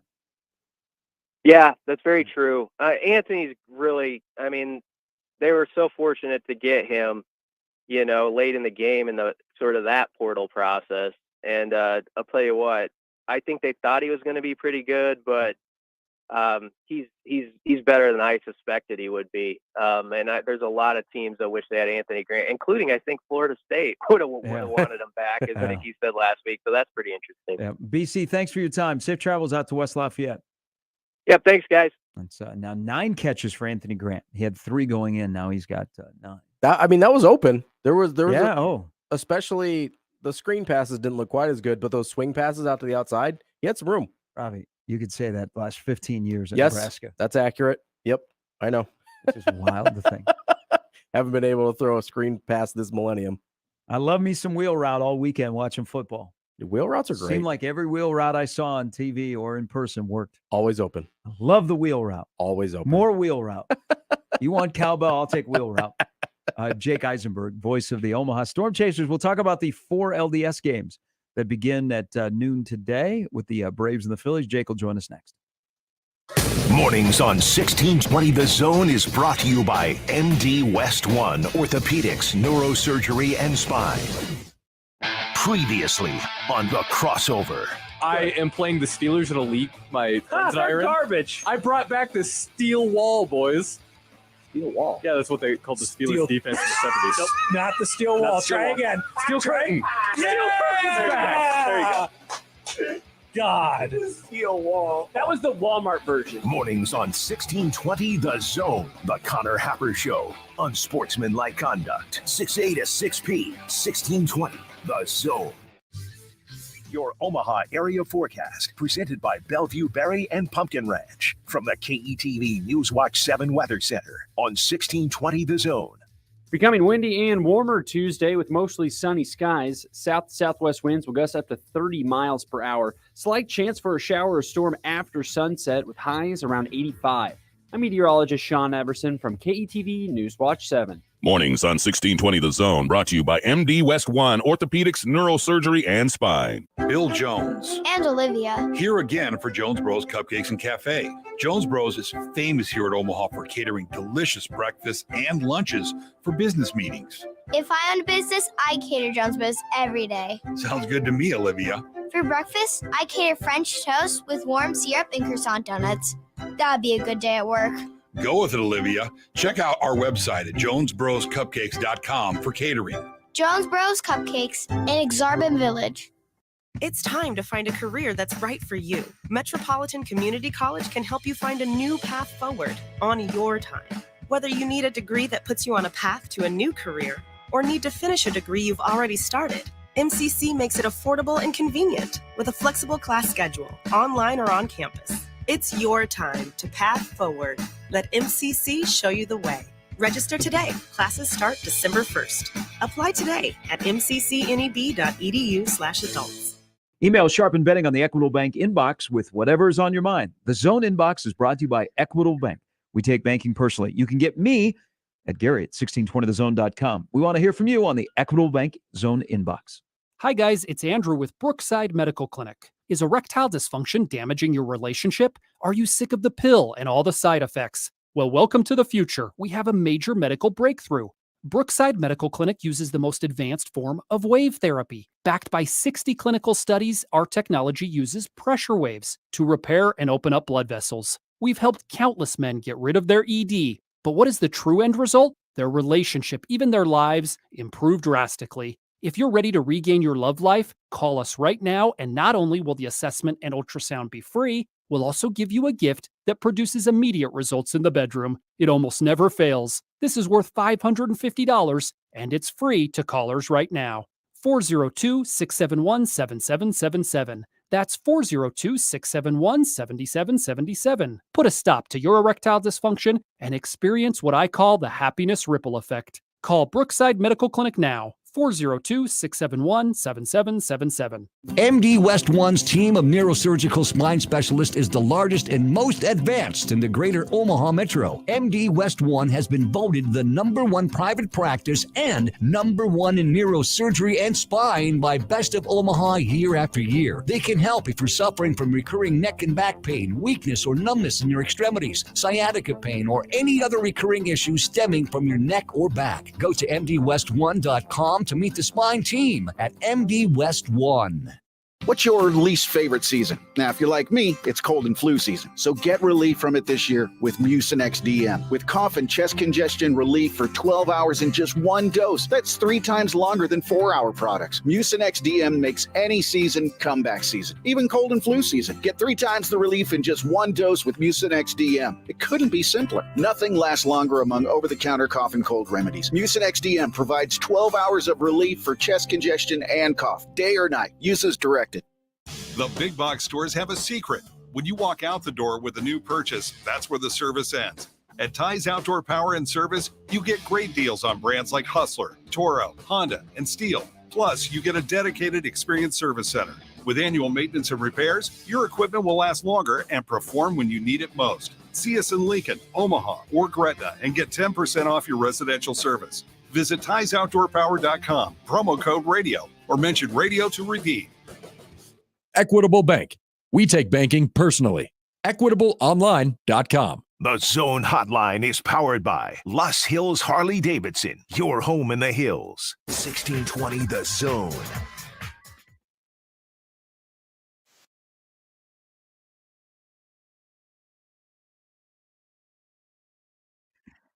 Hey, everybody, it's Jake's music. Jake Eisenberg, the radio voice of the Omaha Storm Chasers, New York Mets, Kansas City Royals, Maryland Terrapin joins us now. Good morning. Good morning, Gary. I didn't know that I had my own music. This is great. What a surprise. Yes, love it. You get old school baseball music. I love it. I love it. That music might be older than I am. You know what? Jimmy is, yeah, circa mid to late 80s NBC baseball music. So. I think so. Hey, before we get your baseball knowledge here, I know a lot of people got to follow you locally over on 1180, and then everything else you did. How would you sum up your season behind the mic, whether it be in AAA or in the majors? A lot of frequent flyer miles. No, it was incredible. It was incredible to have the flexibility to both be with the Storm Chasers and follow that team and cover that team, but also be able to have, some major league experiences with the New York Mets, the team that I grew up rooting for, going to games back. I grew up 20 minutes from Shea Stadium. So to be able to bounce back and forth like that and have that experience, covering two different teams in two different leagues and two different organizations.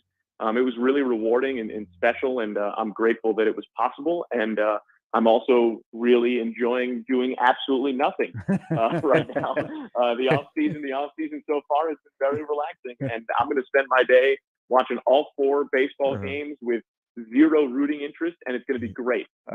Hey, before we get to those games, and you can even comment on what happened on Sunday night at Citi Field. What happened on Sunday night? Yeah, there was red hot on the ears. Yeah, all of that stuff. I want to ask you about the Royals, and I want you to you play the role of JJ Picola, the general manager. The majority of the roster that's currently in Kansas City, you have gotten to know firsthand because they've rolled through Omaha in the last couple of years.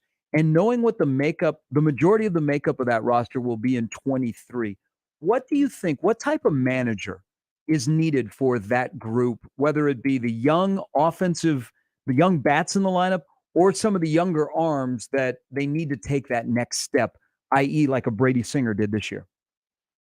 Well, that is a fascinating question. Thank you. And all the things, yeah, well done.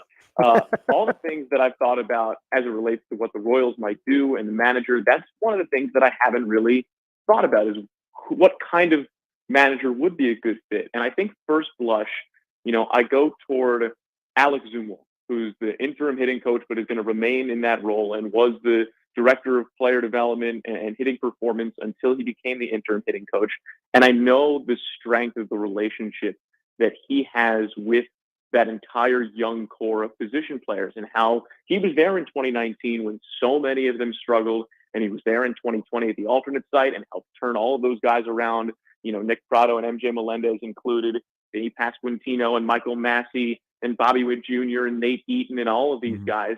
I know that Drew Saylor's a guy that has a really strong relationship with these guys, especially, Drew Waters, who's mentioned Drew time and time again as someone that helped him unlock a lot of his potential when he came over to the Royals in a trade. And so those guys are staying in the positions that they're staying in. The Royals have announced as much. And I got to think that it would be great to have a manager that has a similar ability to relate to those young position players and the core of those position players. And I think that maybe it would be a good marriage to find somebody who can relate to those players in a similar way. And by that, I mean someone who's forward thinking, but also empathetic, which I think both Alec and Drew very much are, who have outstanding leadership qualities among young players, but also have the respect of veteran players. And I think you pair that with a very established and I think experienced pitching coach that does also importantly have, a forward-thinking philosophy, because I think that's one of the things that's going to be stressed, with the Royals going forward and these data-driven decisions that they want to be making, as John Sherman said, is that forward-thinking philosophies have to come to the fore. So I think a pretty good blend would be a manager who's cut from a similar cloth to Alex Zumwalt and Drew Saylor that can kind of blend all of those things, and a pitching coach that has, some experience and some tenure and, some background, to fall on in terms of credibility, but also isn't afraid to take a look in the mirror and say, you know what, this isn't working. Here's something that might, let's try it. I think that's ultimately what's made Alec and Drew so successful, is their willingness to examine themselves and the processes by which they operate, see what works, see what doesn't, and move forward in really positive ways. It's one of the things that I admire personally about both Alec and Drew and talking to them over the last couple of years. And so I think you find that kind of cohesion in that kind of clubhouse with that coaching staff and that young core, that this becomes an incredibly exciting team, really as early as next year.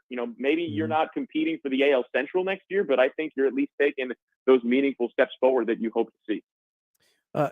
Jake, I want to switch over to your MLB experience with the Mets here. I'm not trying to rub any salt in an open wound or anything, but this team was a juggernaut for much of the season. The end of the regular season didn't go how they wanted. Then obviously they get bounced in the wild card round. What in your mind went wrong there from when they were so good during earlier parts of the regular season to getting eliminated the way they did? Oh, you're rubbing red hot. I'm sorry. I'm sorry. No. To start, I thought that entire thing was a little ridiculous, but we don't have to go there.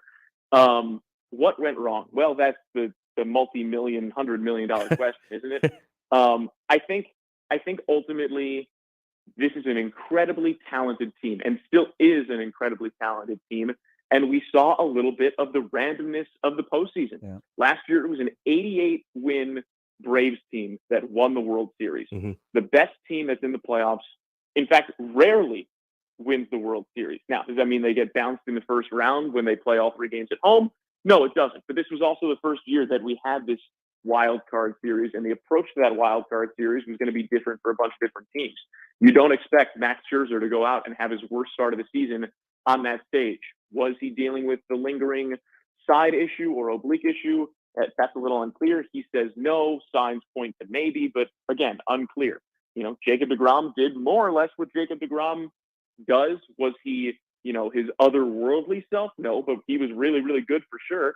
And Chris Bassett didn't have his cleanest start, and he'd had some bumps along the way, but he was also a really good starter. And I think when you look at the strength of this Mets team consistently throughout the season, the strength was on the starting pitching.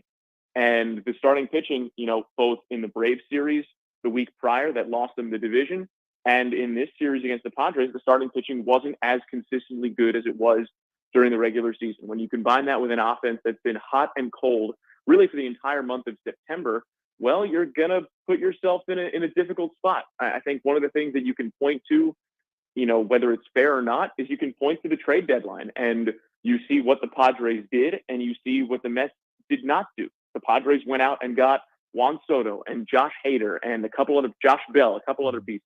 The Mets didn't really add all that many meaningful pieces. They didn't add a shutdown lefty in the bullpen. They didn't really add any meaningful bullpen pieces. The only bullpen addition was Michael Givens. They added a couple of bats to try and shore up a designated hitter slot that was a void all season long. And Daniel Vogelbach had some moments early on, but didn't necessarily come through in the postseason. Darren Ruff was not what his track record said he was going to be, unfortunately. I think that track record still exists for Darren Ruff, but it didn't show up during the second half of the season with the Mets. And you look at Mark Vientos and Francisco Alvarez, who were rookies that were thrust into a really difficult situation of having to carry that role when, that's a role that it's a position they shouldn't necessarily have to be in as rookies, especially Francisco Alvarez coming up and making his major league debut in such a pivotal series and moment like that. That's a lot of pressure, especially for a 20-year-old kid, despite the fact that he's the top prospect in baseball. Make no mistake that the talent is there. So you ask what went wrong, and I don't think it's a simple answer. I think that, they could have added a couple more pieces or a couple more meaningful pieces. I think starting pitching you wish was a little bit stronger and more consistent as it had been. Ultimately, we saw what the Mets were capable of in that Saturday game when Francisco Lindor and Pete Alonso hit home runs and they strung together 2-out hits. That's the way the offense was all year long. And that team just didn't show up on either Friday or Sunday. So, it's a pretty bitter end to an otherwise fantastic season. Jake Eisenberg joining us here on 1620 The Zone. So Dave Roberts in spring training makes a guarantee about the World Series, but he made it with the condition that his pitching staff would be healthy.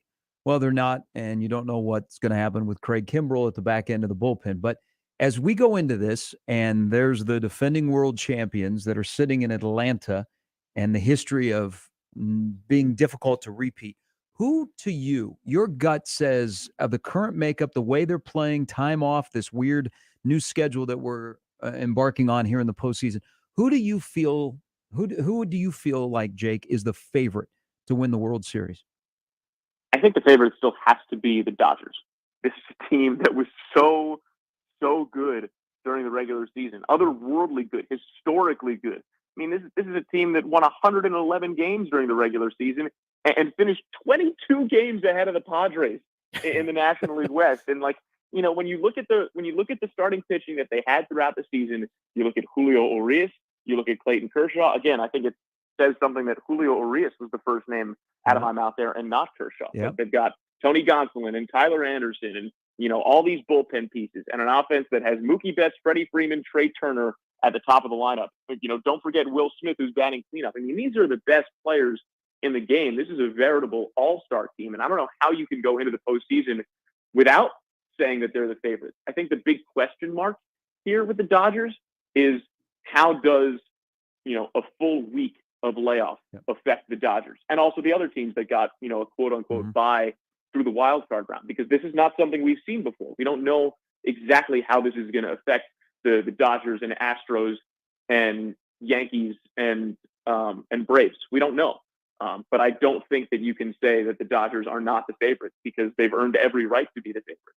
I would say the only other team that you could consider the favorite, and rightfully so, would be the Houston Astros, who, for all the headlines we see about the Dodgers and the Yankees and the Mariners making the postseason and all this other stuff, and the Braves, you know, signing Spencer Strider, that is a terrifying core for years to come. I feel like there hasn't been all that much noise about the Astros, who are just as dangerous. And, you know, I feel that we're careening toward a Dodgers-Astros rematch of the World Series, which would certainly be some pretty good theater after what happened in 2017. But yeah, I got to say that the Dodgers are the favorite. Jake, out of those teams that survived the wild card round, the Phillies, Mariners, Guardians, and Padres, I'm guessing not the Padres, but is there a team you like there to maybe pull an upset and get into the championship series? Well, I'm not a big believer in the Phillies, and I also think the Braves are really good. If the Guardians want to pull an upset, they have to actually score some runs, even though I think the pitching's good. But run scoring was certainly at a premium in that wild card series with the Rays. The Padres have their work cut out for them against the Dodgers, even though, you know, I think that Padres team can flip a switch. If Juan Soto gets hot and Manny Machado, you know, really takes over, I mean, he's an MVP this year, an MVP caliber player this year. And they do have, you know, really solid pitching that I think they match up with the Dodgers just about as well as any other team matches up with their division series opponent. I think if there's going to be some postseason magic, I think it might come from the Mariners of all places. I think if the Mariners can steal one in Houston with maybe Luis Castillo on the mound, if he can go out there and dominate an Astros lineup and they go back to Seattle, you know, with one game under their belts, I think that home crowd could maybe give them another game. And then, you know, all bets are off. I think if the Mariners win, if it's in 4, if it goes back to Houston for game 5, I think the Astros, you know, kind of steamroll the Mariners there. But I think if there's going to be some postseason Cinderella magic, it's coming from the Pacific Northwest. How can baseball, and Robbie and I actually were together on the morning after Judge hit 62. How can baseball now in the postseason, and Aaron Judge is still around, how can baseball further that storyline of people that maybe became engaged into the game even more so because of Judge? Now he's in the postseason. Well, I think it starts with the fact that the Yankees haven't won a World Series since 2009. You know, you can look at Aaron Judge's season all you want, and I think Aaron Judge would say this too. Yeah, you hit 62 home runs in the regular season. Yeah, you won the AL East, but guess what? In Yankees country, in the Bronx, none of that matters unless you're the last team standing. And the Yankees have not been the last team standing for over a decade now. So you want to enthrall fans? I mean, better or for worse, the Yankees are still the biggest draw in Major League Baseball globally. And Aaron Judge is certainly one of the biggest superstars in baseball, and in my opinion, should be the American League MVP. So you want to enthrall fans who have been following along with Aaron Judge's 62 home run season. Well, guess what? Can he now lead this Yankees team to a return to a glory for a franchise that loves to tout its 27 rings, only, 2 of which have come in the 21st century? So that's the storyline there for me with the Yankees, is can they actually take a dominant regular season and turn it into a World Series championship? Hey, finally, we have just a couple of minutes, and you're perfect for this because you've been in AAA and the majors this year. So you've seen the new pitch clock. We've got that coming next year. I wonder how PitchCom and the pitch clock are going to work together. But how do you think the transition will go in the majors next year with the pitch clock? I think it's going to be very revealing in spring training. I think that the players have a really good opportunity in spring training to understand the pitch clock and get used to the pitch clock, especially with a full spring training like there hasn't been, I think, in the last 3 years. I think it's going to be easier for younger players than it is for older players who are a little bit more set in their ways. I think that's something that we kind of saw at the beginning of this year, that, AAA veterans had some trouble with it more so than younger players who had come up kind of getting used to it in some ways. It's interesting. I think that there are certain pitchers that are going to struggle with it. I think Chris Bassett might be one of them. Yu Darvish might be one of them. Chris Bassett's a guy who loves to kind of tinker with his timing. He, has been on record as saying that, sometimes sheepishly he'll pretend the pitch comm isn't working just to kind of mess with the guy at home plate. That's not something that you can do now in the pitch clock era. I think there are some hitters that, love to take a long walk along the beach out of the batter's box that aren't going to be able to soak in the surf, before they see, the 1-1 curveball, so to speak. So there's going to be some adjustments there. I think there are going to be some growing pains there. I think that the players that struggle are going to grumble about it. I think that the players that find early success are going to be like, yeah, it's great, because that's the way all of these rule changes always go in any sport. I'm very excited to see it. I mean, Gary, you saw firsthand the same way that I did how beneficial the pitch clock was at the AAA level and in the other, minor league arenas. It's incredible. It's incredible. And I think that it's something that is really going to enhance the game. I don't know about the shift restrictions. I fall very short of calling it a ban, because it's not a ban. It's really limiting just that overshift on the right side with the second baseman playing in shallow right field. You can still have a shortstop playing up the middle. He's just got to be, one pinky toe on the correct side of the base. So it's a shift restriction. It's not a shift ban. I'm skeptical that that's going to make a massive difference, which I think is good. But I'm excited about the pitch clock. And I think, there's going to be an adjustment period. But in the long haul, I think it's going to be great. I think it's going to be great for the game. I think it's going to be great for the fan experience and the entertainment factor. I think we're going to go from 4.5-hour ball games to, 3-hour ball games and sit up in press boxes saying, wow, that game took 3 hours. That was so long. I mean, could you imagine having those conversations this time last year, Gary? Oh, geez. So I think we're headed in a very positive direction. Hey, great insight. I appreciate the conversation. Enjoy your off season with your lovely fiance. Thank you. Thank you very much. I will be spending all day on my couch watching the division series. I am so excited. Thanks for having me. It's always a pleasure to catch up, Gary. And we'll talk soon. Hey, we're neighbors, so maybe I'll come over. Yeah, no, come hang out. Thanks, Jake.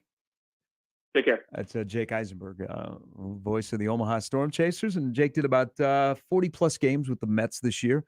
Howie Rose, their longtime radio voice, 69 years old, didn't make any trips west of the Mississippi. So when that happened, Jake would do them, or he'd go to the Citi Field and do a couple of games. But how excited are you? Yankees, Red Sox won't take 4.5 hours. I'll be thrilled. I mean, 4.5 hours is a medium-paced Yankees Red Sox game. That's not even a slow. How about they did play a game this year where it was a Sunday night game. It was like 2:22. Yeah, people were like, they skip a couple innings.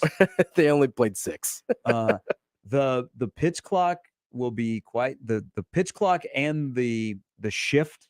Yes.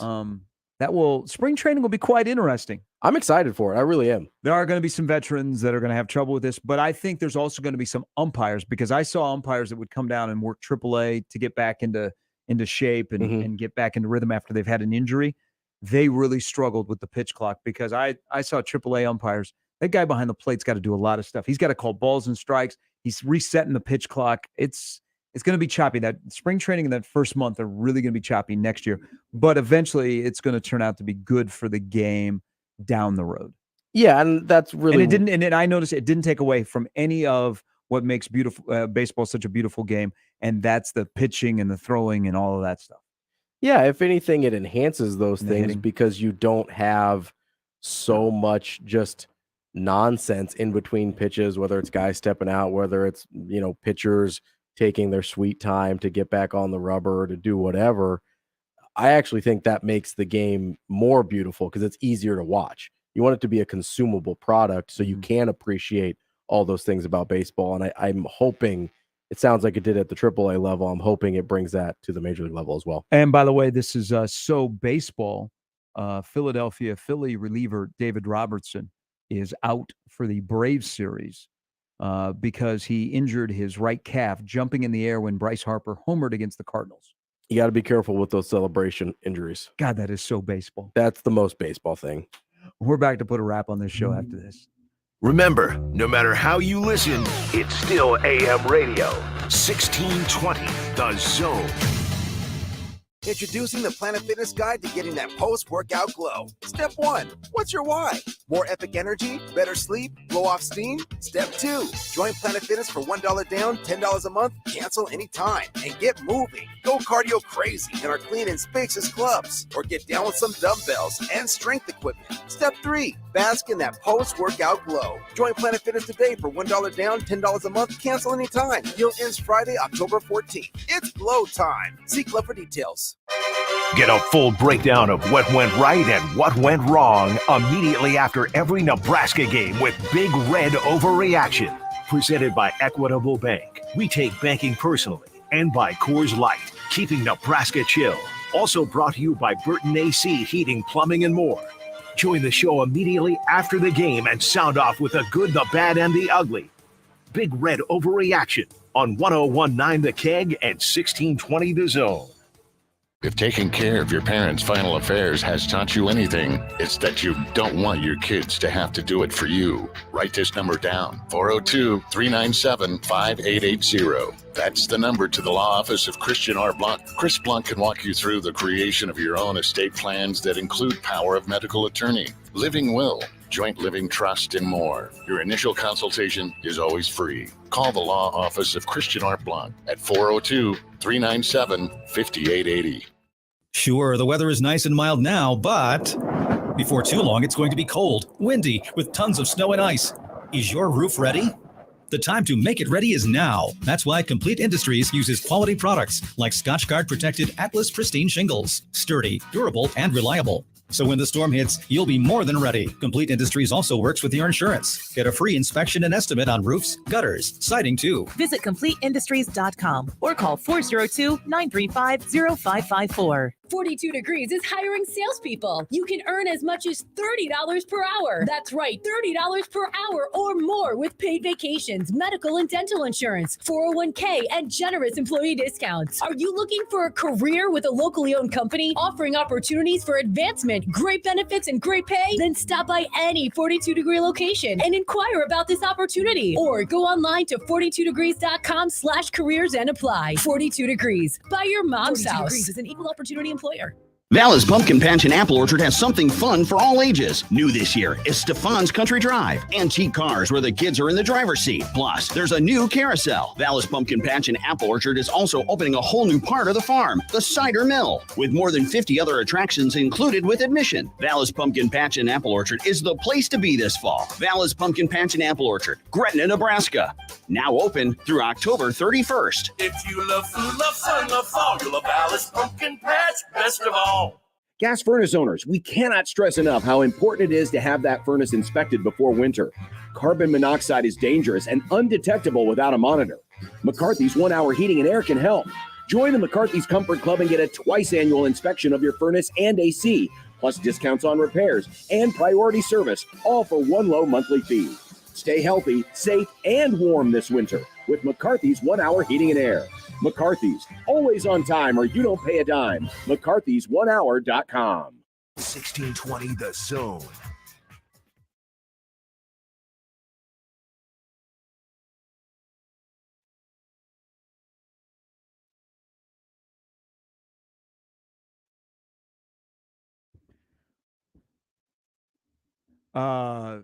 One quick thing here to finish. The Big Ten Media Days for basketball. Basketball's 27 days away. I know you realize that. It's kind of sneaking up on people. Right around the corner. Jeff Goodman has tweeted out. So the Big Ten Media Days are in Minneapolis. It has been in Chicago. I think it's been in Indianapolis. So basically the Big Ten basketball tournament has been in Chicago or Indianapolis. They kind of rotate. Jeff Goodman is tweeting, bunch of unhappy coaches today that the Big Ten Media Day is in Minneapolis. Media turnout will also be significantly lower. Just because should have had it in either Chicago or even Indy. Just not as centrally located, or what? Is that the complaint? I guess. They make it sound like it's 30 below zero up there already. It's not a bad place. MSP is not hard to get to. I would say that's a fairly major airport up there, right? Like that's not a tough ticket to get. It's a hub for Delta. That's what I mean. Like I don't understand the problem here. Well, it's like an extra. You're in the air. Like if you're coming from the East Coast, it's what, an extra hour in the air? Maybe not even to from Chicago or Indy. So maybe there's not as many direct flights to Minneapolis like there would be to Chicago. But I mean, what's the difference between Indy and Minneapolis? That's what I mean. Yeah, there's not.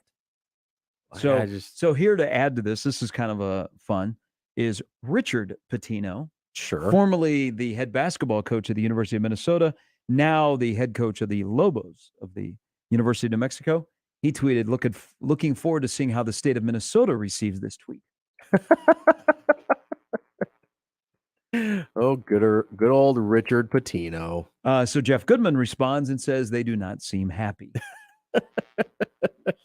I don't think they like being viewed as lesser than Indianapolis.